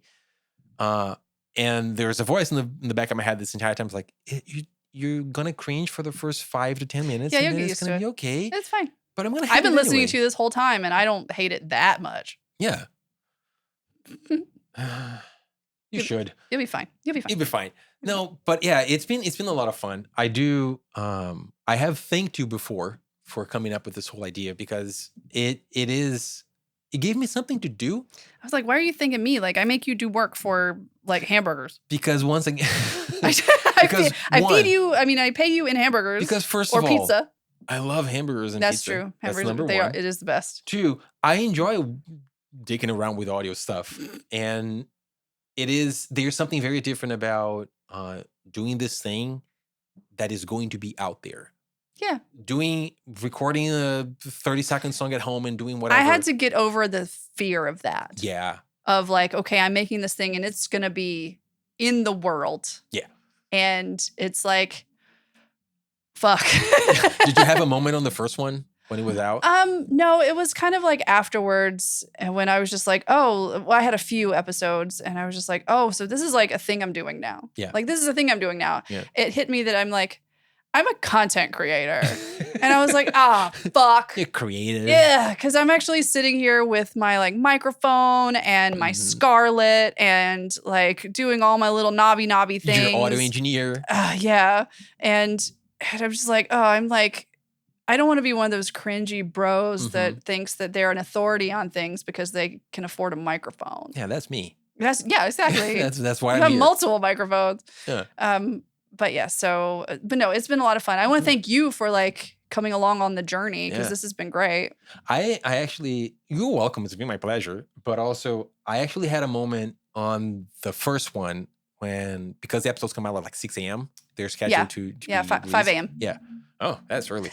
So I wake up on a Tuesday and my phone already has the notifications about the new episode of Stupid Little Games. So I remember like I woke up on that Tuesday and I got my phone to check whatever, and I see the notification there. And I had this thing of, a thing that I did or that I had a hand in doing is out there, right? Because you are also a content creator. Yeah, because up until the point, like we talked about, like I have recorded and messed around with audio that's for my own pleasure. And I have actually worked on like short promotional videos, but for a company that we worked for, like there's some promotional videos at Stack that me and a colleague of ours, like we shot them and we recorded them and I mixed them and whatever. Yeah. And that's when I actually got my first hand at mixing voice and video. I think I remember that. Yeah. Because I was part of that. Yeah. And like some of them it's interesting because some of them are on YouTube, but I never felt this notion, this connection that I kind of had of, when I saw the notification and I went, a thing that I worked on, like this is out, it is available to anyone. And maybe it's because Spotify is a very different kind of distribution than you, like we put it on YouTube for the 5 people that followed Stack Overflow on YouTube because why would you? So it felt different for me for some reason. So I'm very appreciative of this opportunity to just have a thing. Mhm. Like it's done. It is good to see something to completion. And it is good to say, hey, there's a quote from Why the Lucky Stiff, who was a software engineer / writer. It's a kind of a famous tech person from the late 2000s, worked a lot in Ruby. That doesn't matter. But he has this quote that is, when you don't create things, you become defined by your tastes rather than ability. Your tastes only narrow and exclude people, so create. And I like that. And that's a beautiful sentiment, because it is also kind of prescient when we look around at like all of the bitching around that goes on when a new game comes out. And like people just, and not one that of the people things I've really tried to do with this podcast is let people know who are not in the industry that we don't do that inside the industry, bitching about everybody else's games. Like we want other people to succeed so much, and we are cheerleaders for other people's games, for other, like all of these people know each other at these like studios, so we don't wish for any of one to fail. Yeah, and then some of it might come from this mindset of the notion that you're all creating something, and that is a much more welcoming attitude to wrap yourself around than consuming something. Yeah, because consuming is very much based on the notion of like and don't like, right? Taste and not taste, and it becomes very easy to stop seeing eye to eye to people when you're defining yourselves by what you consume. Yeah, when you create, you're always going to be united by the effort to create something, and there's always going to be an appreciation by people who are, and not that they're inherently better human beings, but it was something that being involved in this process that I appreciate a lot. Like, now I have something that I can point to and be like, I did that. And this is why game devs are always so nice to each other all the time. There's no drama whatsoever. No drama when they're making games together. No drama. Yeah. But I do want to say one of the things about the podcast that, because right now, like I was laid off late last year from the game industry. It's kept me like connected to the industry as well, because like I'm looking for new jobs in the industry, but it is rough out there right now, especially like in New York, because there's not a whole bunch of like AAA and stuff here that can really afford like another producer, or like operations jobs are even more scarce because you need an office, like a big office, you need like an office, you need infrastructure for someone to take care of the infrastructure. But this has kept me like on the front lines basically, and still like feeling part of game dev, because it is what I want to do with my life. And I've met like just so many people, and like, not to segue into an ad, but like if you want to hire me, if you want to hire her, you should hire her. If you want to hire me to help you like get your games out there and get your games shipped, then call me, let me know. Cool. So my last question is, what is this podcast called, Jessica? This podcast is called Stupid Little Games. Oh my God. Do you want to play a stupid little game?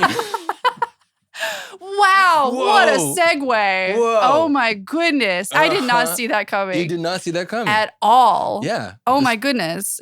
Yes, I'm actually nervous. Why are you nervous? I'm usually the one doing the game and writing the game and telling the guests, like, don't be nervous about this. It's cool. But when you're in the hot seat, it's just like, oh shit, what is he going to ask me? And I have no idea. Well, we are going to play a game. Oh, we together? Yeah, because I'm here. I'm participating. Yeah, that's true. I need to. Do you want to just read the questions and speak them out on the mic? No, I need to be here. So you are going to play a game. Okay. Called If You Catch My Drift. Oh no. Okay. So here's how this plays out, Jessica. Oh no. Each round, I will tell you a little profile on a video game cat. Aw. Yeah. Okay. Who they are, what they do, what they like or dislike, things like that. Okay. And I need you to think like that video game cat. Okay. And answer a simple question. If you were that cat, what game would you be in? Okay. Right? So we're going to get a cat. I'm now trying to think of all the video game cats that I know. Oh, God. And then you just tell me, like, where does this cat live? Why I mean, I know the answer to this question, but why the cats, Gabriel? Oh. Are you trying to perpetuate the stereotype that I'm a crazy cat lady? That's not a stereotype. That's true. It's true. I did call my cat like my biological cat. Yeah. You one of the moments that I saw you most excited in the decade that we've known each other was when you got a cat. Yeah. I had a cat warming party where I had everyone come over and see the new cat, and we all wore cat ears. Yeah, I have the cat ears still. So I think I do too. You're a crazy cat lady, and I think it's nighttime that we all own this. I do love my cat. You do love He's cats. the best. There's a little asshole. There's a lot of cat art around this. Okay, hold on. So when you do love your cat, and when you do buy some art of your cat, because I do have like maybe 3 or so pieces of art that is literally my cat in some sort of something. Yeah. People start giving you cat things. Yeah. And so I do have I have a cat that's like dressed up like a cowboy. His name is Paw Newman because he's dressed up like I was going to call him Butch Cassidy and That's the Sundance Kid. I have cats that look like Elizabethan cats that were painted. I think I got those from IKEA or something like that. So I have been given a lot of the cats that are in my apartment. Yes, I'm so sorry. I did not mean to imply that your apartment is surrounded by cat memorabilia. It is not. It is a lovely apartment that has a lot of stuff. There's a lot of cats, though. No, it's okay. There's a lot of cat stuff, and you love your cats. I do love my cat.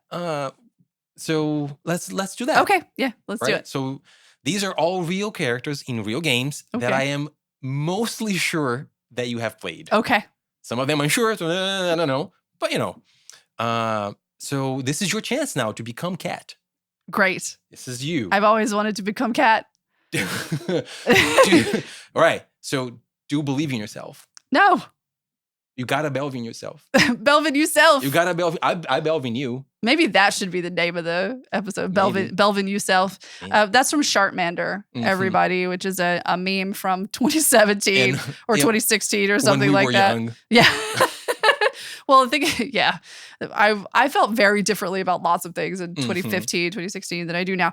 I'll put a link in the show notes to Sharkmander because it's the best. Our spiritual guide through this messy world. If I were crazier, I would say that you and I need to get a matching Sharkmander tattoo, and it just needs to say "Belv in youself." Just belv in yourself. Belv in yourself. You can do it. All right. So are you ready then to play If You Cat My Drift? Yep. All right. If you cat my drift. Also, wanting to be very cat is a very Brazilian thing. You want to, and just being hot is very cat. First one. Okay. You may be cute with your big eyes and expressive movements, and even a recently developed ability to speak. Okay. But you are fierce, always there to help your human friend. It's the Palicos. Wearing your coolest, cutest, or weirdest armor, and ready to swoop in with a distraction, a potion, or a bonk. Nice. Who are you, Jessica? I am a Palico from Monster Hunter. You are a Palico from Monster Hunter. What is your Palico's name? Oh, what is my Palico's name? So my character is Lark Manigan. Oh, it's Jelaine. Jelaine. That's right. That's right. I have Jelaine. You're Jelaine. In the armor that makes you look like a sheep or whatever. Because we picked out that armor. You had a moment when we were going through all of the armors in the cat armor in the game. It was great. Like, that's the best part of the game is the Palicos. Yeah, they're completely deranged. I know. I love them. I can't. So one of the reasons I'm so excited for you to start playing Monster Hunter is just I want to see, because I spend a little bit of time thinking about my drip and then I move on. But you, I know, will actually think about this. Well, I do call that like the first boss. Yeah. Is the character creator. But that's the thing. You can edit the cat, like in the beginning, you can create the cat, and then you can dress up the cat for the rest of so the boss never ends. Every time you fight a new monster, you're gonna be like, oh, I have I think I would probably be making the Palico armor before I made my own armor. Yeah.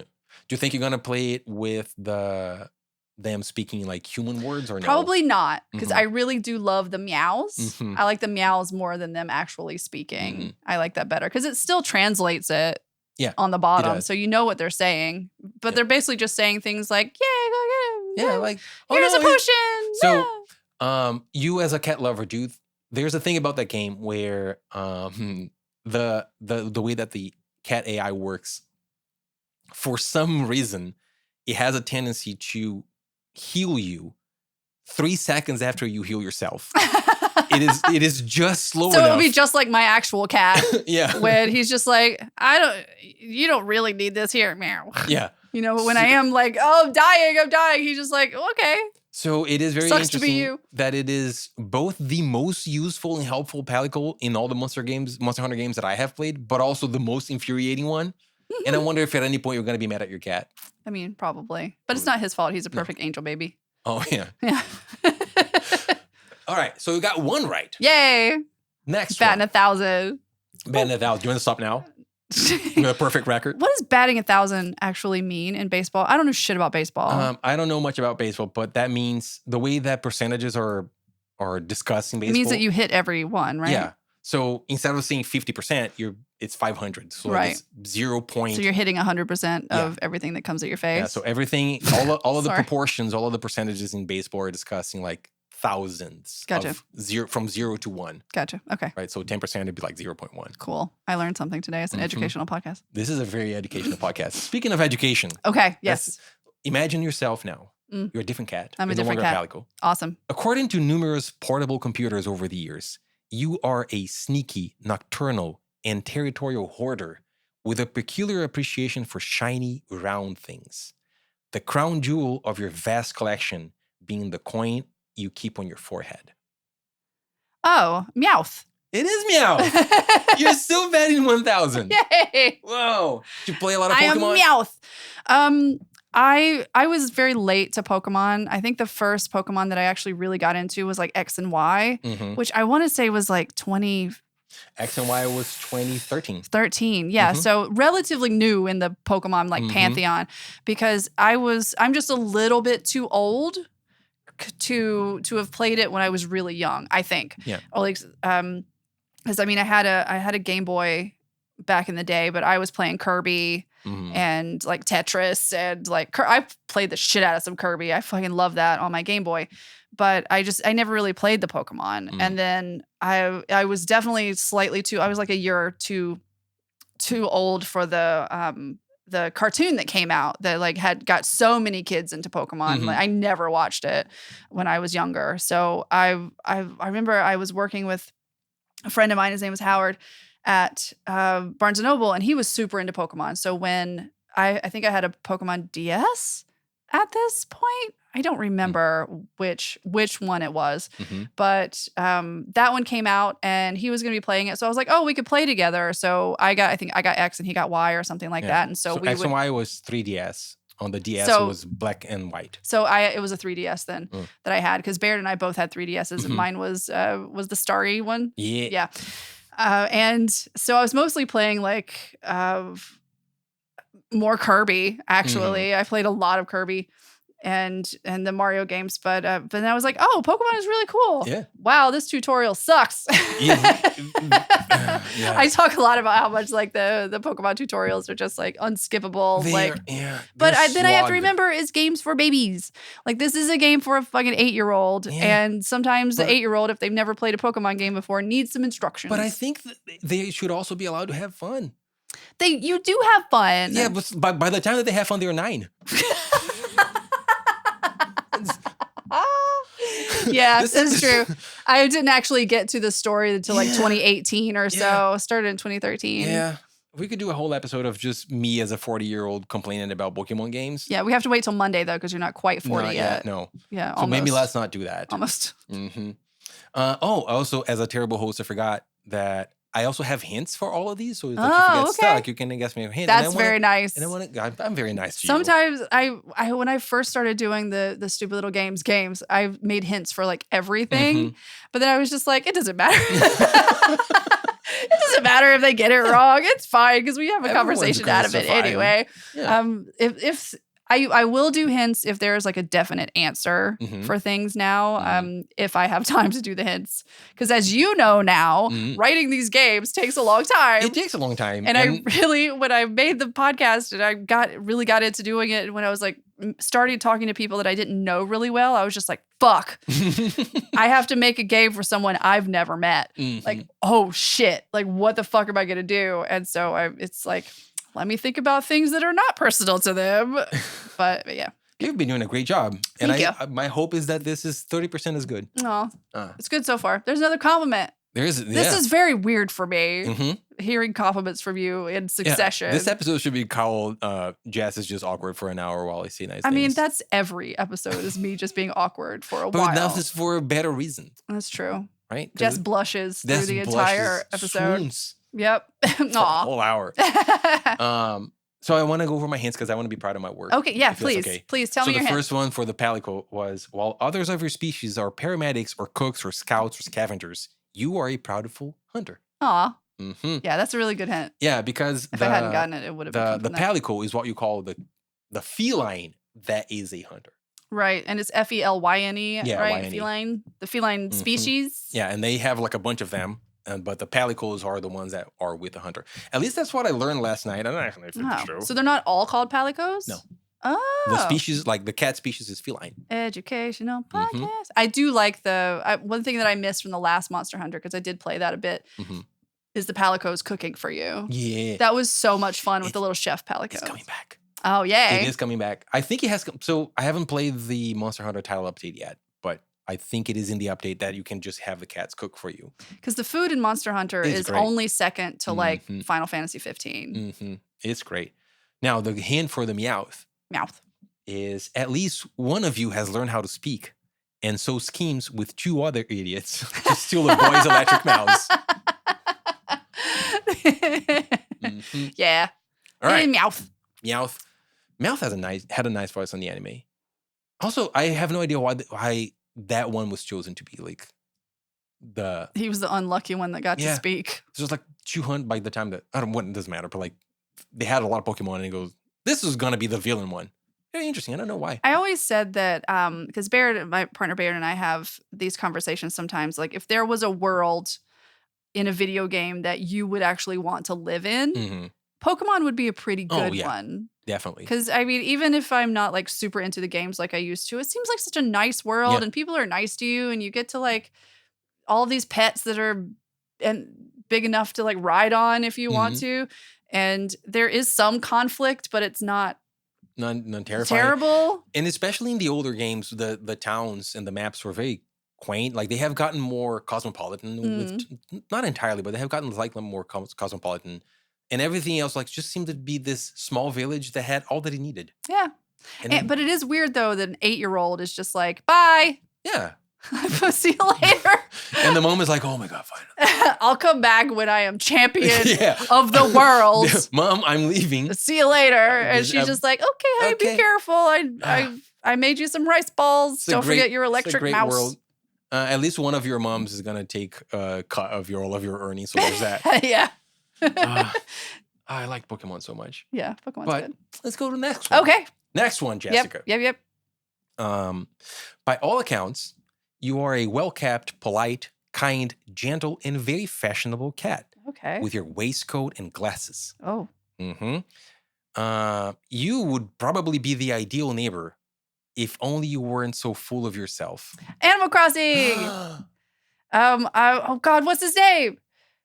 Fuck. I just got him when I stopped playing Animal Crossing, and I got him in my camp. And I was just like, oh shit, it's the guy that everybody wants. And they dress him up like a little maid. Fuck. Oh, does it start with a C? No. No, fuck. I can picture him in my, the listeners out there are like, oh, you idiot.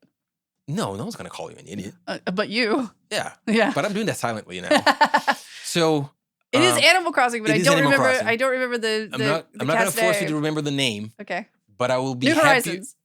Sorry, New Horizons. I'm just saying. It is in New Horizons. I'm going to be happier that you know exactly who I'm talking about if you remember at least one physical characteristic about. Oh yeah, he has a little vest. Yeah. And he was gray and he had white on his head. And why do I want to, in my head, I want to call him Cletus. Yeah. Hello, I am Cletus. But it was not Cletus. No, it was Raymond. Raymond is the cat. Yeah. Raymond. Yes. So I got Raymond in my camp and got him in my, on my island, like not too long before I stopped playing Animal Crossing. Because I played hundreds of hours during the pandemic. Yeah. Like it was. You were very into it. I was very into Animal Crossing, and it took you that long to get Raymond though. It took forever. Huh. Yeah, because I wasn't like cheating. Mm-hmm. Like there's ways to kind of cheat and like mess with the timing so that you can basically have somebody coming on your camp like every day, and you just like tell them no until Raymond comes up. But I just by chance I got Raymond in my camp, and I think I stopped playing like not too long after that. But I was just like, did it. got Raymond. Did it. Everybody, I mean, people were paying people money for Raymond. Really? Yes. It is like real money and real, like, I'm just like, what? That's weird. What? So it was very dumb. But you had to have Raymond because you can put him in a little maid costume, and people were going crazy for being able to put him in a maid costume. Which is interesting because I would not seen from the because I did not play that Animal Crossing. But from the pictures of Raymond that I saw, and this like the general, he seems very well kept and uptight. Yeah, I think he was kind of a dick, honestly. Yeah, I was reading his Wikipedia entry on the Animal Crossing wiki. He wasn't a fun villager or whatever. Yeah, but people just really fell in love with fucking Raymond. He had the style. Yeah, had the style. He was very cute. That. I had everybody. Well, I had people calling me bitch for a while because you can like tell them what you want your nickname to be from them, and then they'll just like everyone on the island was calling me bitch, which I thought was really funny. Or I think I had like trashy whore at one time because it's just so fun. No, junkie whore. So you were doing to Animal Crossing what I was doing to Baldur's Gate. Yes, it was just so funny. Like calling somebody a junkie whore, that's like a Trixie and Katya-ism. Katya, who's a drag queen. But it was just so funny seeing this adorable little like thing to be like, "I'll see you tomorrow, you junkie whore," and it was just like, yes. This is the best. Imagine Raymond with glasses and a suit. Like, it's so nice to see you, junkie whore. Because from what I saw, he seems to be a very good neighbor, but full of himself. So he has this stuff like, I have one of those, but mine is better. He was he had like an arrogant trait. Yeah. They each had like traits, I believe, and he was arrogant. But I forgot his actual nature in the game for all the nature. I think it's polite or something like that. I don't remember. But the hint for Raymond was you were a decidedly cosmopolitan cat before coming over to this island. And the mayor is so nice, you might as well stay a while. He will fleece you for all of your money, though, plus interest. All right. You're still betting on 1,000. Thank you. You're 3 for 3. Yeah, I liked playing Animal Crossing because it's like the only place I could be like, I am a homeowner. This is what video games are here for. Yeah, I am a millennial homeowner. In Animal Crossing. Yeah. All right. Next one. Yeah. Yay. This is fun. I'm glad you're enjoying it. Yeah. You, unfortunately, find yourself a bit lost at the moment. Oh, no. But you have what it takes to get out of the situation. You are nimble, stealthy, and pretty clever for only having one orange brain cell on loan. You'll be back home in no time with a little help from your robot friends. Oh, it's Stray. It is Stray. Yay. I couldn't play Stray. Yeah, you mentioned that. Yeah. What was so difficult? Because I know that it's such a good game, and so many people have said it's a really good game. But I am at a point in my life emotionally that I cannot see cats in danger without getting very upset. And I know that like spoilers, whatever, I've been told that like he's fine, but he is in peril. And I was like, I just don't want that in my game right now. Yeah. But I've heard that it's very good, but there's some very sad moments, and I'm like, it's cool. I'll just play with human protagonists, and I don't care if they die. Yeah. It's fine. Yeah, that doesn't say anything about anyone. No. It's true. It's true. Yeah, you have mentioned that before, that you could not bring yourself to play Stray, and as I was doing research for all of this, I haven't played Stray, but I was looking into videos and descriptions of the game, maybe reviews to see like what is it that I can say about this cat other than this is a cat that is trying to get home, which is probably going to be enough. Yeah. Right. But I thought Little Kitty in the Big City, which I have played, which is a very cute, like smaller game until you said the robots. Wasn't the orange brain cell? I didn't remember what the stray cat in Stray looked like. I think it was black. I don't know.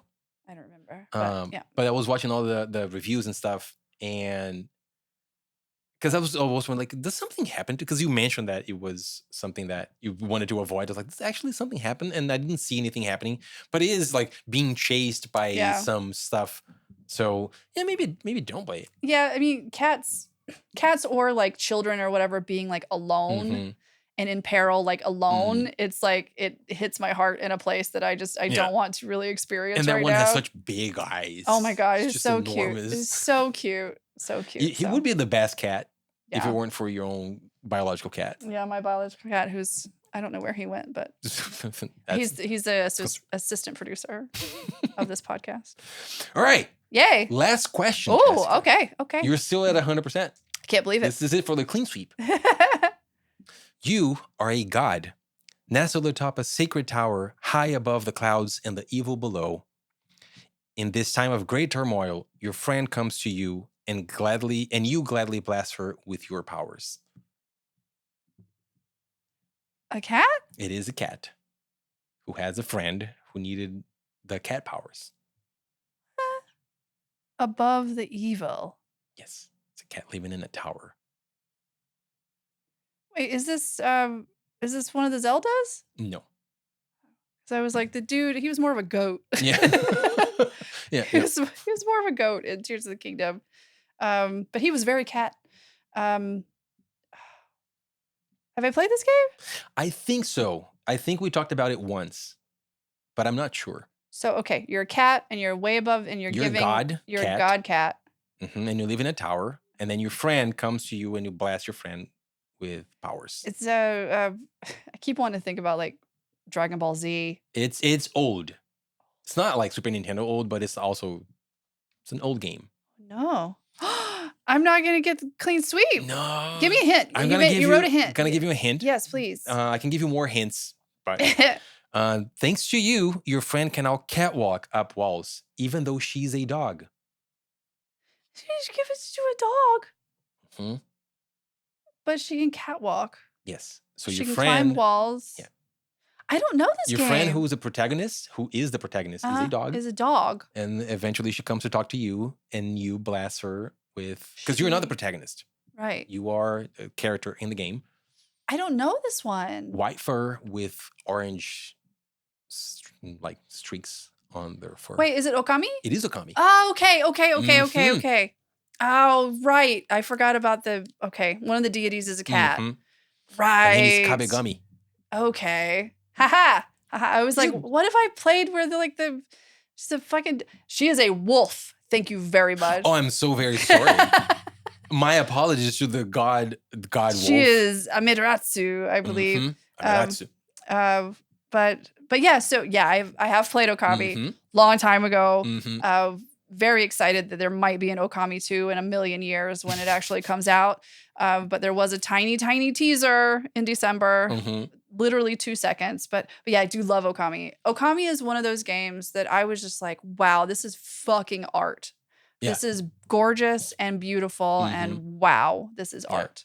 Yeah, I knew that this was going to be the hardest one because Kabegami kind of shows up at the end. Yeah. But I believe I trusted in your ability. I had forgotten all about that. Well, thanks for the hint, because the hint was good. The hint was very good. Well, you got the clean sweep.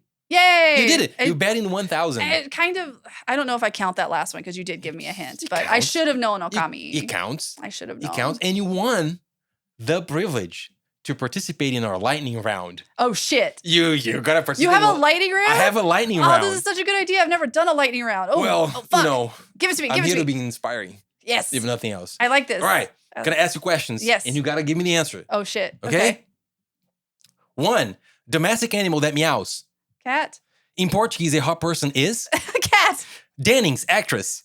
Cat. Biggest name in construction equipment. Cat. Type of medical scan. Cat. Unix command to concatenate files. /cat. And Clemson area transit in South Carolina. Wait, really? Cat? Cat. Wait, cat transit? Yeah. In South Carolina? Yeah. Where? In the Clemson area. Oh, okay. Fuck Congratulations. Clemson. Yay! That was very funny. I was like, oh God. Lightning round about cats. You got it. You won. You won everything. Thank you. Wow, Jessica, I'm so proud of you. So well. You did so well. Yay for me. You knew even the Clemson area transit. I've been to Clemson like twice in my life. Do you remember? I as I was studying their logo is actually a cat paw. Yeah, it's Clemson Tigers is their thing, and Clemson and USC where I went, the Gamecocks. Where I went to school were rivals, even though I literally like never went to any of the. I went to tailgating once for a football game. Like it's all about football. I tailgated once. I got very, very drunk and then went home and like fell asleep because I didn't care about football. Like it's such a big football school, and I did not give a shit. But I do remember. Because way back then, I went there. I started there in the year 2000 to 2004, and it's called the Gamecocks. And I don't know if you remember the little shorts where had like the names on the butts, on the asses, that all the girlies were wearing back in like the year 2000 to 2003. So they had a pair of shorts that just said Cox on the back. It was like because it was the colors were like, I think it was burgundy.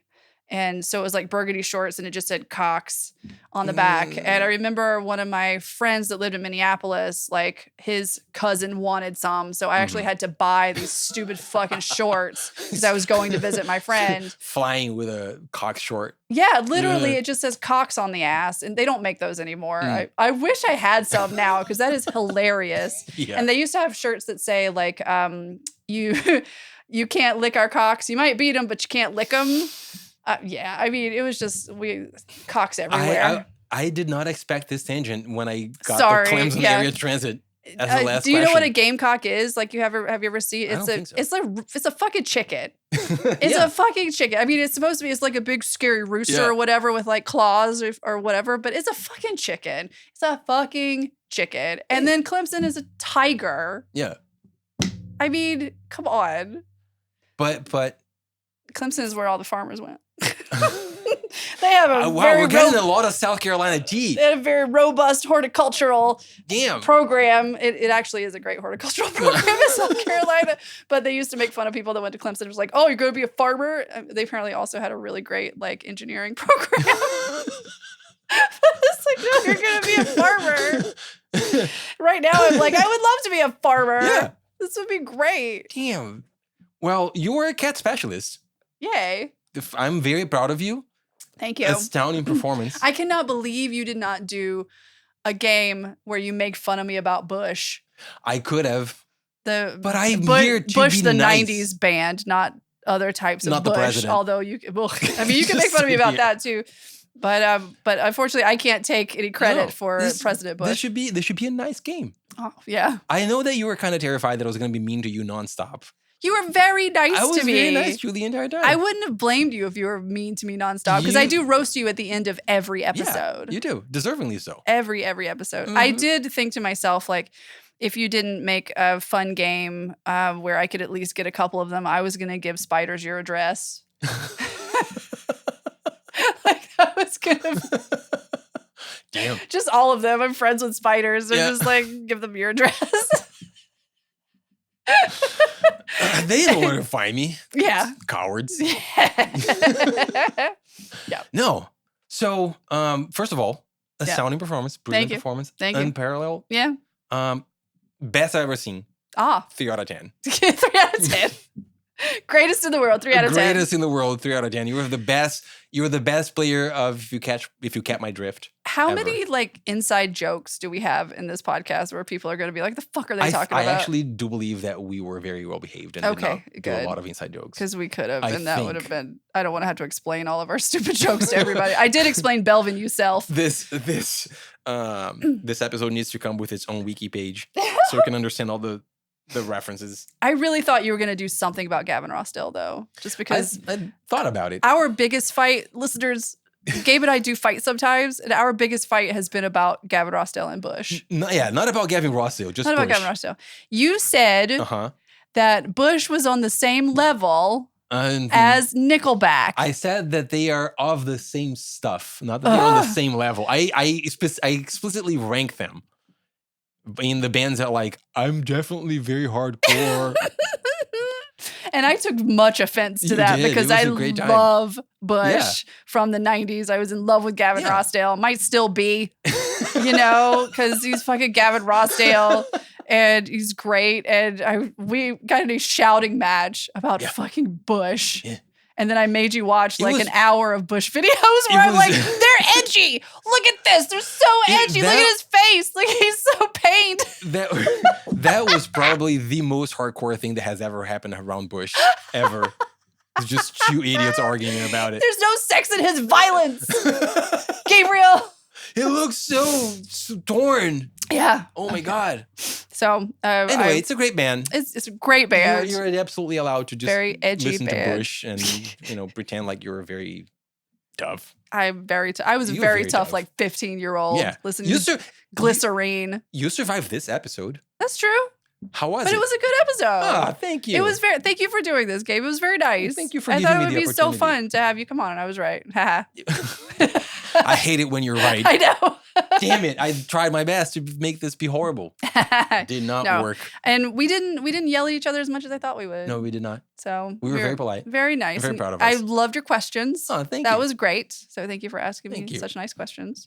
Well, but unfortunately, all good things must come to an end. Yeah. So even this too. So even this, all good things and this must come to an end. So I know that you introduce yourself or that you talk about yourself a little bit at the end of every episode, but let people know where they can find you. Where you can find me. What have you been up to? What's coming up? So, let's see. Let me think about when this episode is coming out because it will be announced by then. So I've been asked to be a judge for the Narroscope 2025 conference that's happening in Philadelphia. It's basically a narrative conference, which is your favorite thing in the world. Mm-hmm. After this podcast, you just love like narrative. But yeah, I've asked to be a judge for their the awards that are happening at Narroscope, and so that's going to be fun. So I'm probably actually going to go to the conference. Oh, that's cool. And going to be on stage. I don't think so. I don't think so. That's a shame. Luckily, I get to play the games like here and like write things about them like here, and I don't think I'm gonna have to like get up in front of anybody. But who knows? Who knows? But it's really cool. It's an interactive narrative conference to like bring players, developers, and folks together who do like adventure games, narrative games, interactive fiction, and all that type of stuff. So that's awesome. Stop it. Well, like I'm very proud of you for having become a judge. Thank you, but you're just like, yeah, awesome narrative. Hey, here's the thing.